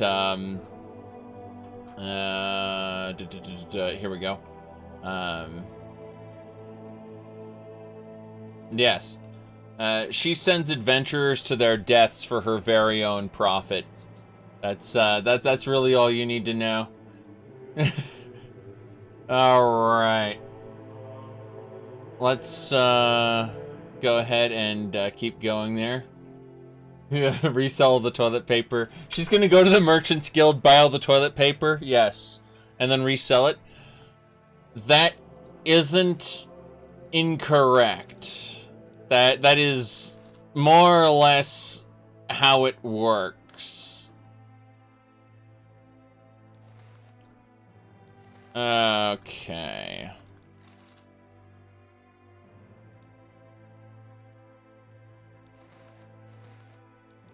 Still selling clothing. Clothing, I say. Is that enough clothing yet? Guess we've sold enough clothing. Yeah, this guy barely has any money left. We might want to try to conduct a different trade. Let's see here. Fargoth. Actually, no, we'll just go to a different shop. Yes. I have pasta. Let's see here. That'd be an armor vendor specifically. Do we have armor? That's the question. The answer is yes! Dwemer boots. What about you, Fargoth? Do you have anything for us? Boy, do we have armor. Okay. Let's try to find... Would love to be able to teleport these guys to me. This is going to be extra irritating. Oh, yeah, Faldil can go around the corner here. But Fargoth, apparently, is too far gone. Give back the Fiend Battle Axe, since this guy won't buy it at all. In fact, give all of these weapons at the moment. Now, he only buys armors, so we're going to go to... specifically... Yeah, these armor types. Gonna sell him a bunch of armors. Iron and stuff. Keep the Morag Tong gear for now, because it looks cool, number one. Number two, we'll probably have a use for it later. And he won't buy clothing, so... I can't believe Fargoth still had clothing. Oh, God! No, I'm massively over-encumbered. Well, time to drop all my weapons. What about the quest? Don't worry about it. It's all fine. It's all fine now. We're okay.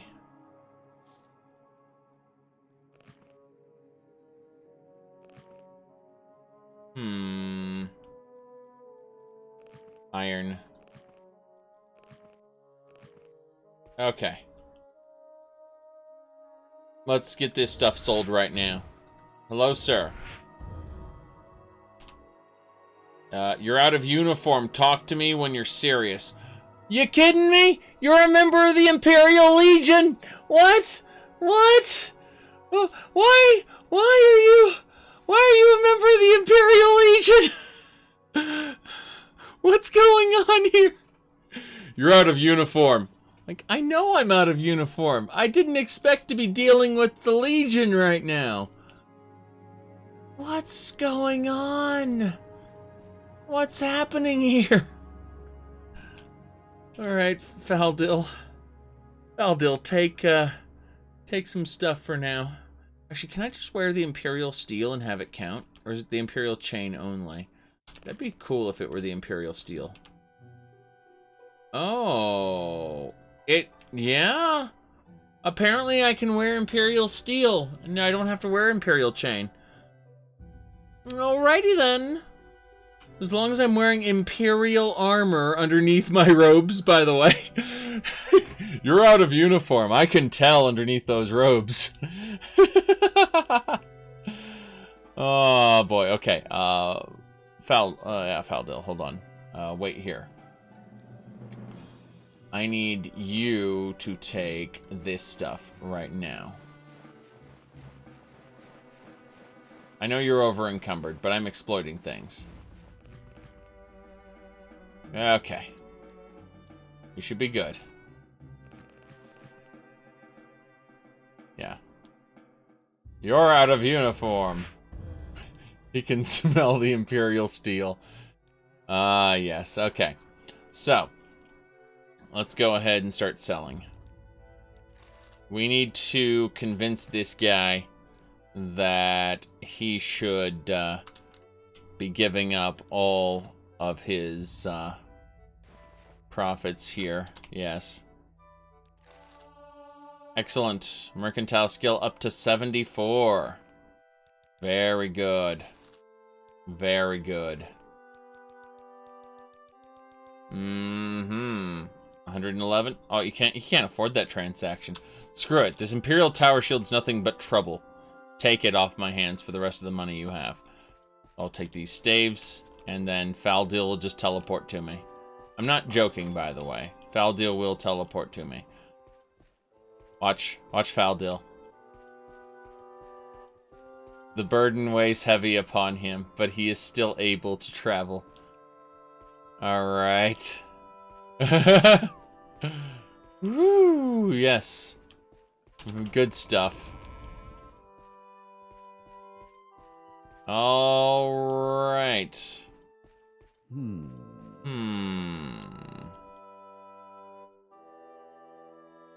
I trade? I can trade with both of them, yes. Damn it, Fargoth. Get over here. Better. Okay, Faldil, I can trade with. She, I can trade with. Good. Oh, boy. I don't know what to say about this other than it's insane and I love it.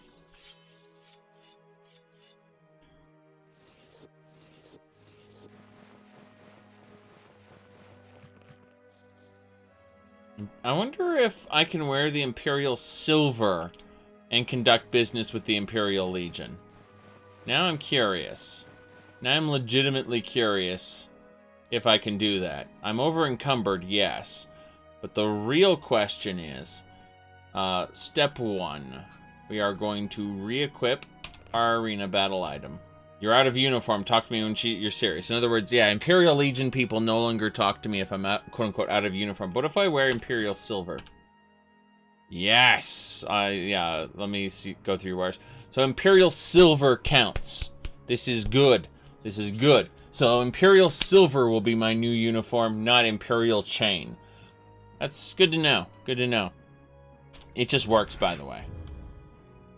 No! No! No! No! No!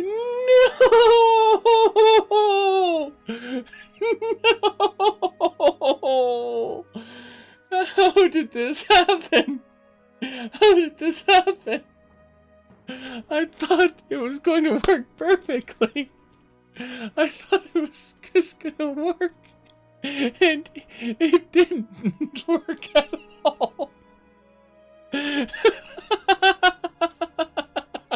I can't move and I can't trade with her because she walked over there.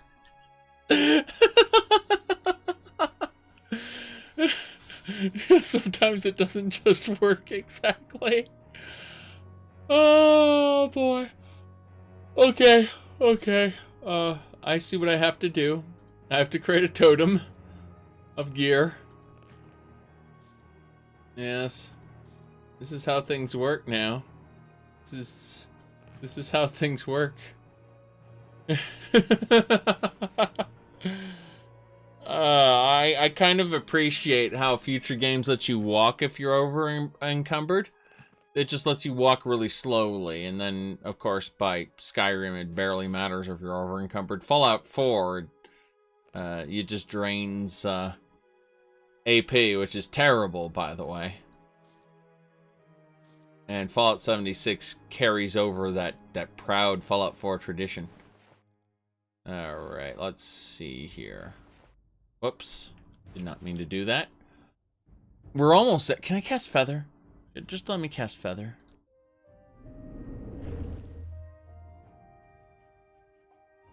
It didn't work. Feather increase a 25. It's a 25 feather. It's basically worthless. All right, fine. Iron shield it is. I just like how the shield's just sticking out of the corner there. It's pretty disgusting, actually. Couple more should do it. Heavier things like a halberd.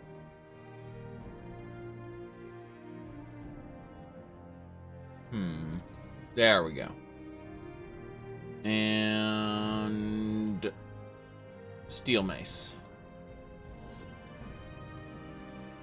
Still 2 points. All of that stuff. Worthy of my knowledge, you may Yes, I know. I seem worthy of your knowledge. Okay, it just works. Quick save, by the way, just in case. Very good. Actually, you don't think it just works, so I'm going to grab all this stuff again. And we'll consider the trade. Yes. You still don't think it just works. You weren't convinced by the spell, unfortunately. I can't rip you off if you don't think it just works. And there we go.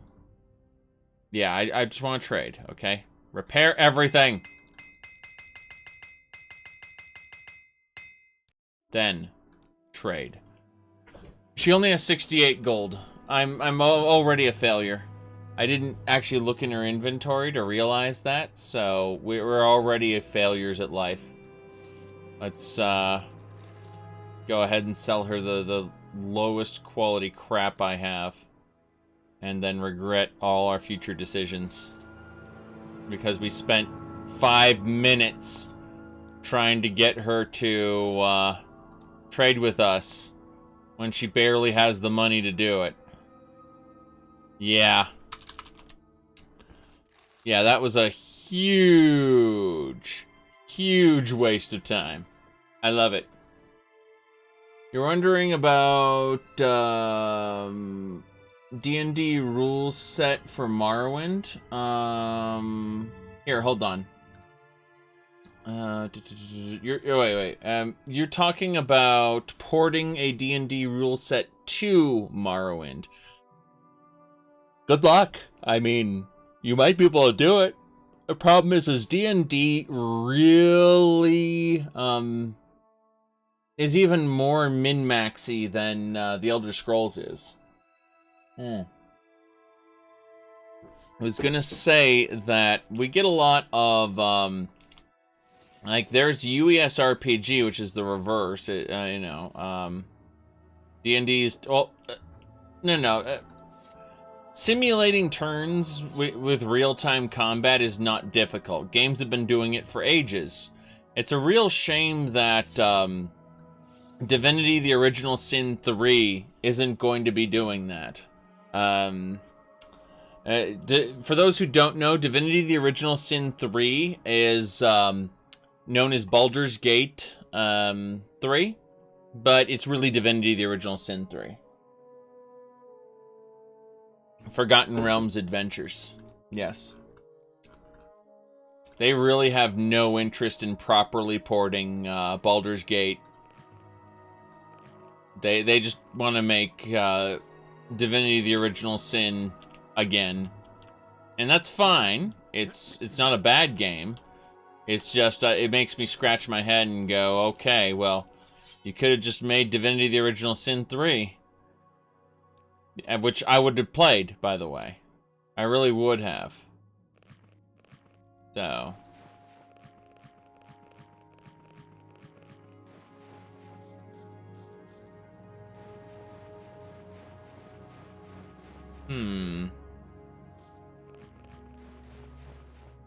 And when people asked about existing Baldur's Gate characters, they kind of got ignored, and they were basically going, well, we're gonna be focusing on our new characters, aka we want to tell our stories using our gameplay style, and we're just gonna call it Baldur's Gate. Disingenuous is a good way to put it. Alright, let's move on this way.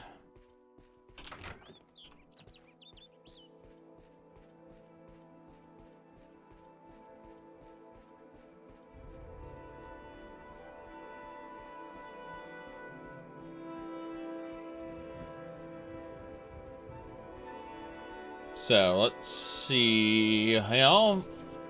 We're going to proceed north to Balmorra, since Balmorra will probably have what we need. I just wanted to get some trading done in Pelaged while I was here. Important stuff. Oh, Argonian doing Argonian things. Don't trust the Argonians. You never know what might happen. Okay.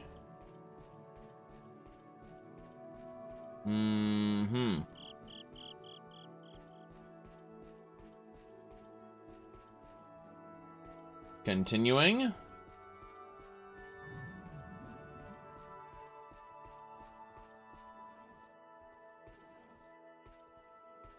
So.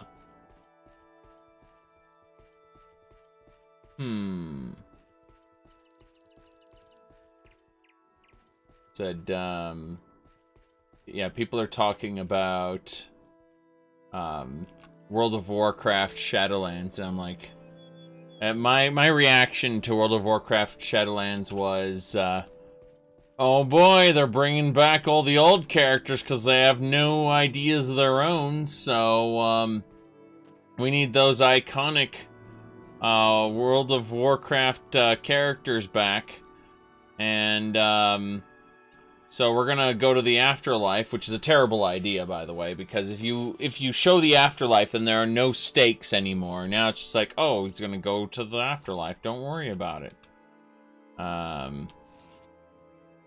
But yeah, as far as the you know, they already did time travel. They brought back all of the Orcish warlords and squandered all of them.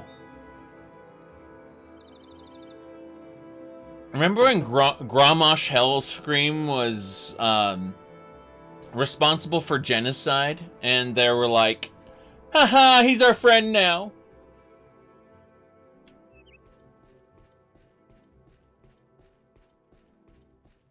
No one can challenge me. All right, let's see here.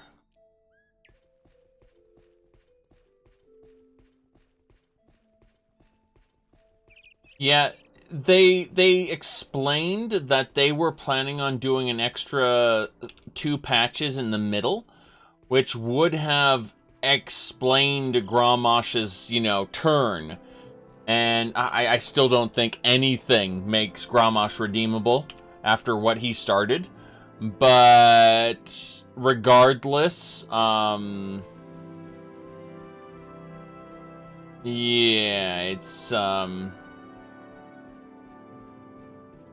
I think it's Splashel.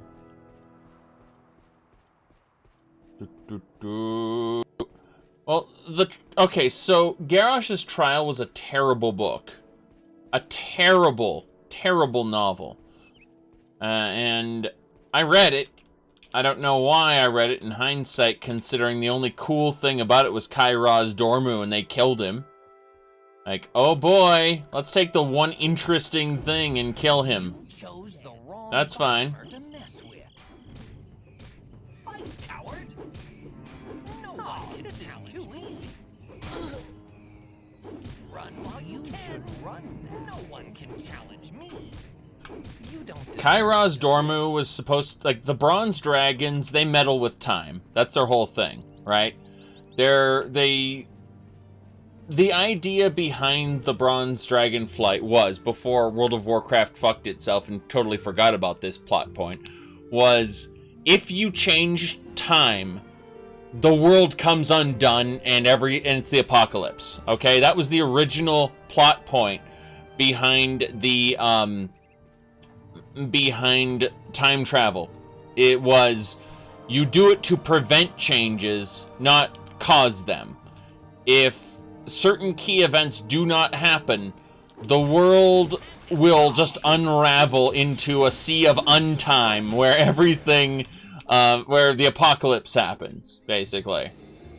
Now, they completely forgot about that, and we end up undoing key events and using time travel to our own devices because they kind of forgot all about that.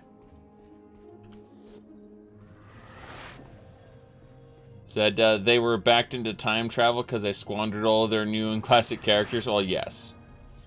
Well, no. That's the problem with ever raising stakes. Not Elder Scrolls. Warcraft has a problem with ever raising stakes. where they just keep coming up with bigger and bigger shit. How do you trump a Titan who literally stabs the earth with his giant blade? No. No, it hasn't. Yeah. Exactly. I don't know what you're going on about. You're crazy. You're crazy.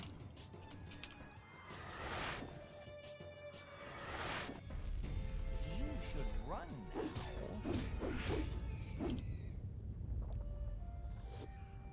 now. Mm-hmm. Let's see here. After all those expansions, the whole Horde/Alliance war seems forced and fabricated. Well, yeah, well, Mists of Pandaria was supposed to be the end of it. If anything, the Argent Tournament should have solidified things, but then, oh, Cataclysm, we're at war now for, like, when we should be uniting together. That's stupid. Okay.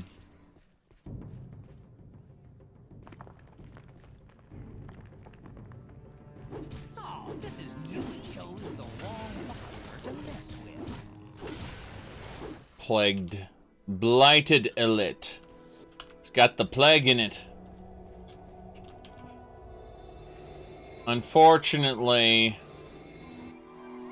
World of Warcraft got caught up in the escalation of power and it was ruined completely. I mentioned this yesterday to someone else. However, World of Warcraft was at its absolute best when you were a unit in the Stormwind army or the Orgrimmar, horde. You were a single hero amongst many heroes, and occasionally you'd encounter this, you'd encounter someone like Marshal Windsor, for example, who was a badass, and you'd escort him through a dungeon and then march him down the streets of Stormwind to meet with the Child King. And he uses a stone tablet and reveals Onyxia's true form in the throne room, gets killed on the spot, and hands you the broken piece of the amulet. So you have to then reforge this amulet in order to finally beat, in order to finally gain access to Onyxia's lair and kill her for good. And that was a whole storyline in World of Warcraft. Now, I admit the Horde version was far more disappointing, but I played both, so... The point is that they did... The game was at its best when you were just a single unit in the army, because then it was believable to have all 40, or even 25, whatever, heroes, fighting together. You're an army against these, overwhelmingly powerful enemies, and that's because those are heroes, and you aren't heroes, you are, soldiers, more or less. Like, if you were playing... the way World of Warcraft was originally designed, if you were playing Warcraft 3, and you clicked on one of the footmen, say, or one of the knights, that was basically the player at that of World of Warcraft. Was one of Warcraft 3's single units. Not an unstoppable badass hero, but, one of those units, basically.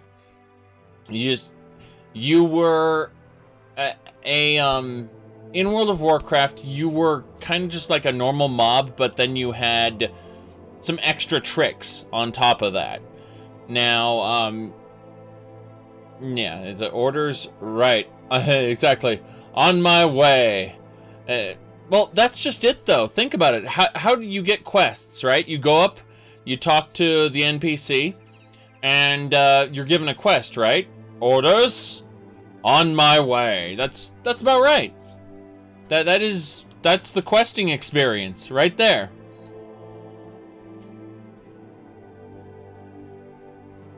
Right, my lord. Work, work. Let's see. Barter. She only has 4 gold left. You make me sad. Anything I can do for you? The vendors of Tamriel are losing their stuff. Oh boy. Okay, we're gonna have to fight a pack of enemies at the bridge to Balmorra. I know it to be true. I know it.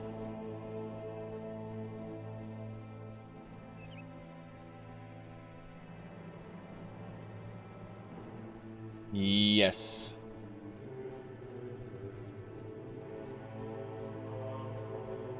But, around... Yeah. But imagine saving the whole plant in the next, next expansion you're being asked to kill 10 boars. Are you talking by chance about going, into battle for Azeroth and then, immediately killing, some boars in the, in that one town that got stuck in paralysis? Because you do that. You absolutely do that.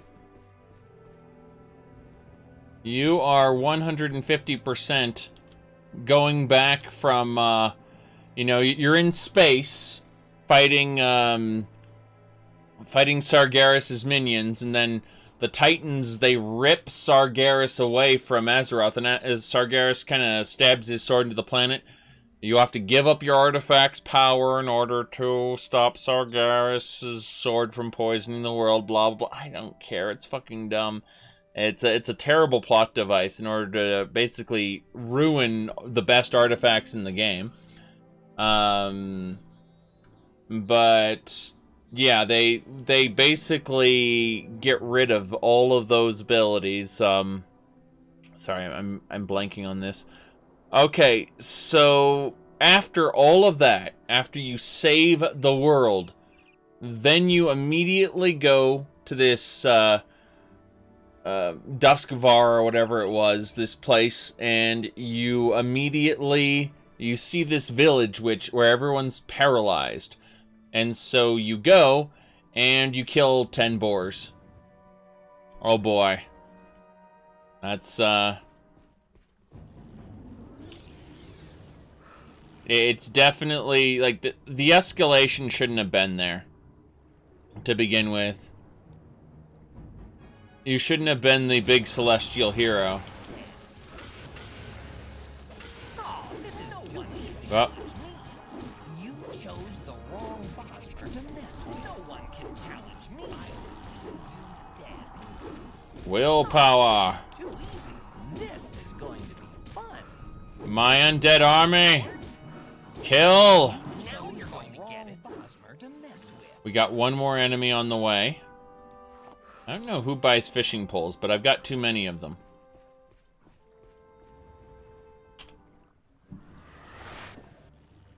Drain your fatigue. Run while you can.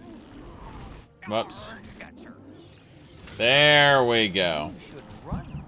Throw a second greater bone walker. Get it. You chose the wrong Bosmer. Everything starts to slow down when I get to Balmorra. Balmorra is the laggy place. The place where our frame rate goes to die. Alright. It's also the densest town. Because it's where everyone goes and stays. It's a nice central location. Yeah, that's about it. It's a nice central location. Between most things. Hold on a second. We gotta get into our favorite guild, the Mages Guild. Yes. It's either that or... Well, let's go check out the Outfitters, come to think of it. Hello, Mr. Outfitter. How you doing? He has 1,500 gold. Very good. Let's go ahead and introduce ourselves by moving over here. Excellent. What is this about, Breton? It's about many things. It's about how much money you have, sir. See, what we're going to do is we're going to convince you to give us your money. by way of trading you a bunch of worthless crap.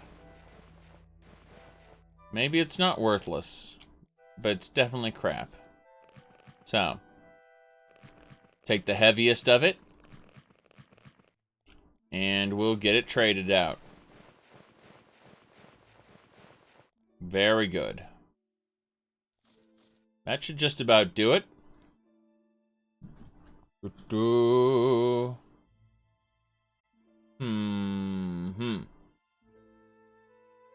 Okay. There we go. Let's see here. I think that should do it. Pretty sure everything's dealt with, so let's have a chat with our good old Bosmer merchant by going and clicking It Just Works. Yes. Perfect. So, now we are going to start by sorting value. The lowest value items ever. What do we do with these? We ask for 1 gold on the deal. She's like, that's barely worth it. Doesn't matter. I convince him. Because he likes me, he's willing to let it pass. I exploit my position, having told him that it just works. He believes me, he likes me. And Mercantile's up to 75, Luck's up to 53. This is fine.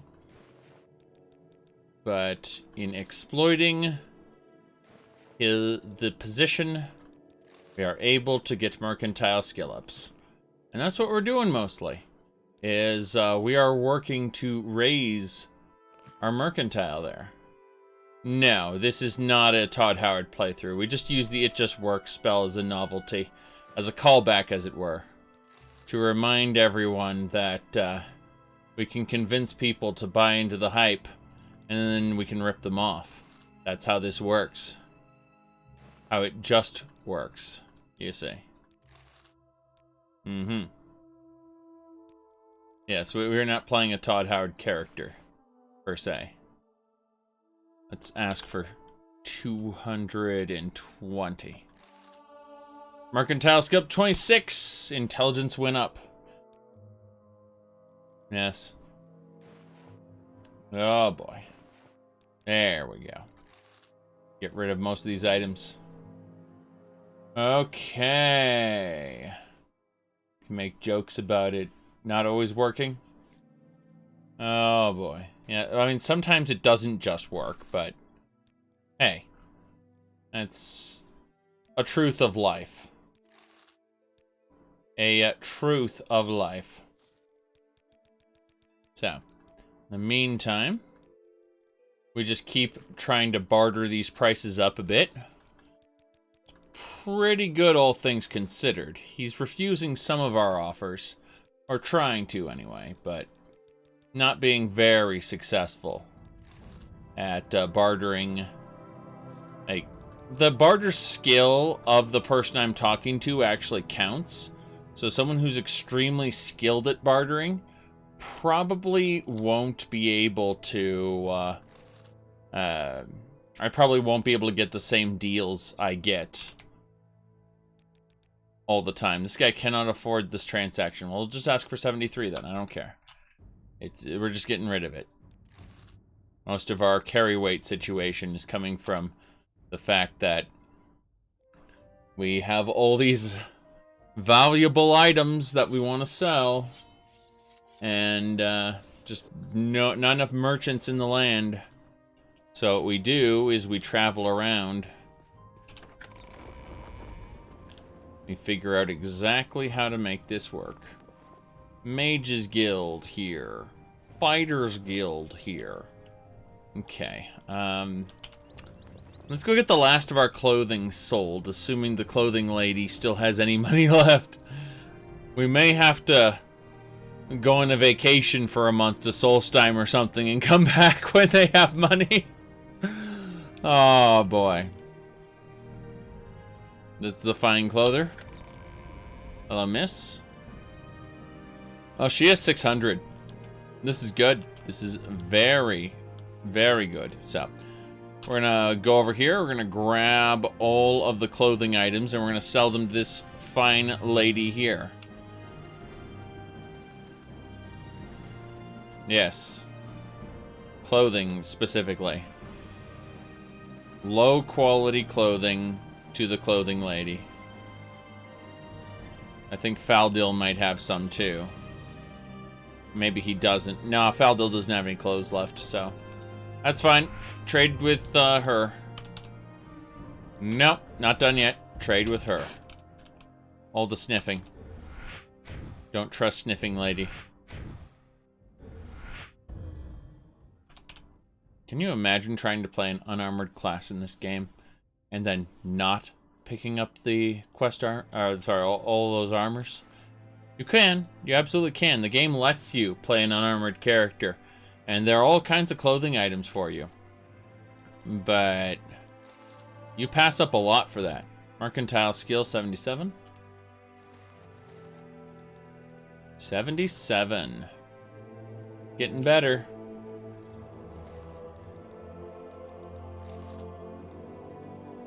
We're almost done. Yep.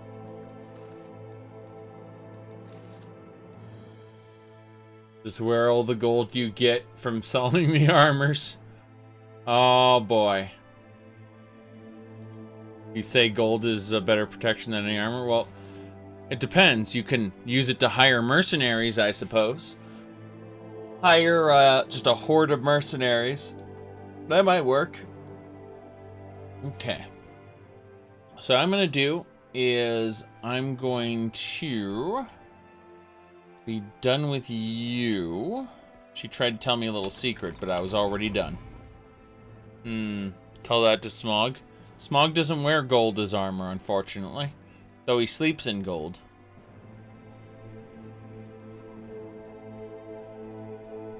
Smog wasn't spending it. It was a drain on the local Middle-earth economy. Alright, let's see here.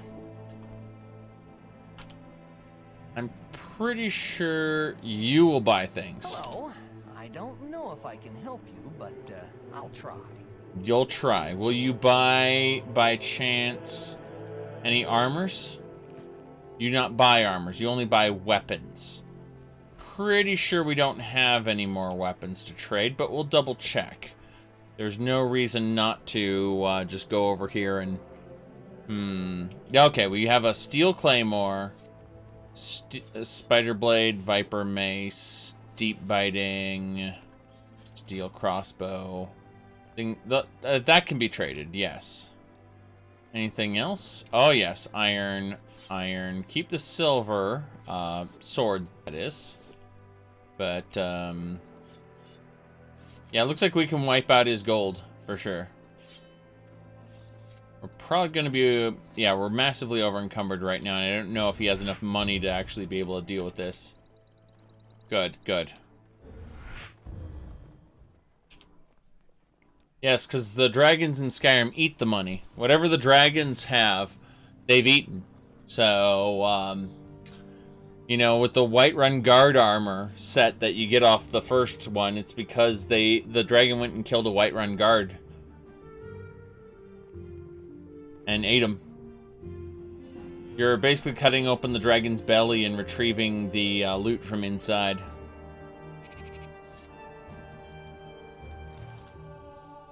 $78 mercantile skill. I've reached level 22! I'm becoming a seasoned... My battle prowess increases as I become a better merchant. Yes.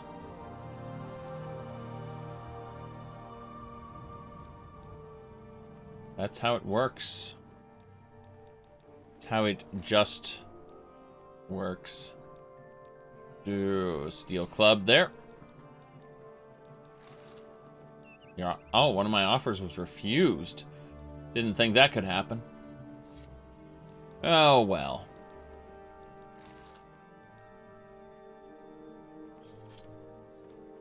Hmm.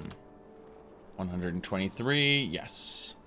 He has 133 coins left. Let's see here. We'll ask for 32. Very good. 101 now. 65. He has 36 coins left. Eh, whatever. We'll match his gold to get rid of that mace. There we go. This looks just perfect. I'm happy about it. We're up to 20,000 gold. So, we did things as we should have done things. Let's go this way. First and foremost, corners. Yes, before we start a new adventure, we have to deal with our old stuff. So, bit by bit. Okay, let's pull everyone over. Good. Let's convince Fargoth to give me all his alchemy ingredients. Since we'll have to deal with alchemy at a later time, it's good to have all the alchemy ingredients in one central place where we can deal with them. It's not like they spoil or anything. Please, that hound meat will keep for months. Now, as for you, same deal, I guess. No big deal there. We look up, and then we drop all of our alchemy ingredients for later checking. Scrib cabbage, very important stuff. That's a lot of racer plumes, jeez. Well, now I know where some of my carry weight came from. Racer plumes. Crab meat as well. Rue bush. Lit hide. Okay. So the piles are growing again.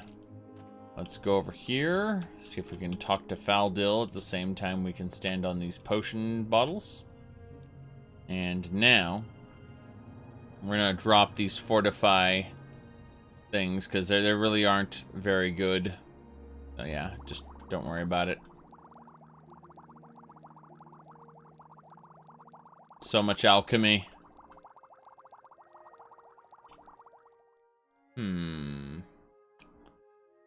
What about Fargoth?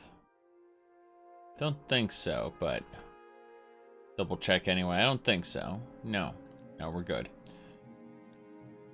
Why do we have 500 pounds? It's gotta be the books. Is it really the books? No, it's not. It's armor pieces probably. Imperial steel greaves.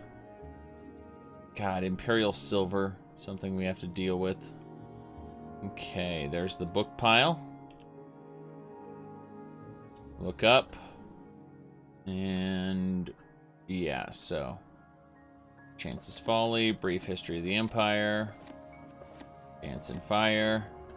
I was given Dance and Fire by a couple. It was a nice couple. They had some great ideas. And they're gone now. Alright. Let's look up. Yeah, these are all apprentice and journeyman gear. Those alchemy tools. God, those alchemy tools were definitely part of the carry weight problem. Let's see here. Lockpick. Master lockpick. Did I get, yes, 2 master lockpicks instead of just 1. That's important. Journeyman's lockpick. Yep, add that to the pile. And journeyman probe. Add that to the pile. Now, as far as the repair hammers go, I don't remember where I put them. Ah, I put them in this stack, right. Okay, that's no problem. I say as I immediately drop a stack. Don't worry about it. They'll stack forever. That's not how it works. It's not how any of this works. Okay. Do I have my silver staff of shaming? Damn right I do.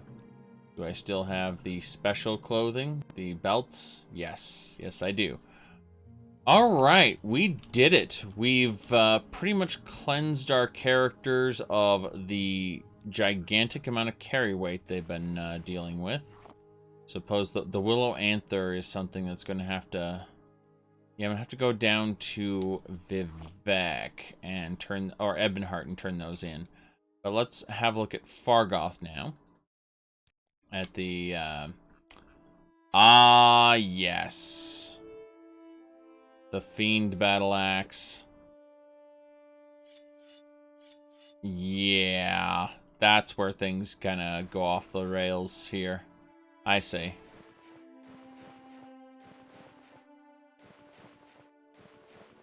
Should be fine. These are light armor pieces. Okay, we're good. Did all dragons like gold? Probably not all of them. Nephali Largus did, though. He sat on piles of gold. Yeah, I think it was, let's see here. Nah, I don't have access to the clip right now.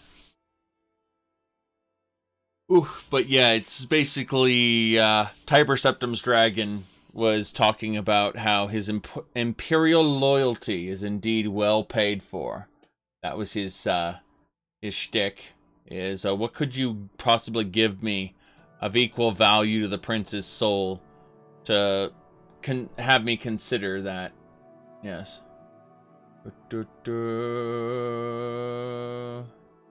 Very good, very good.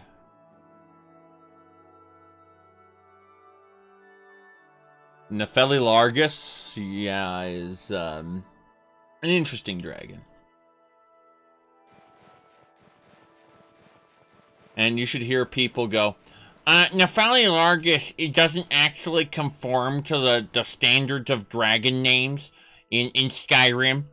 Yeah, because they made up the dragon name system after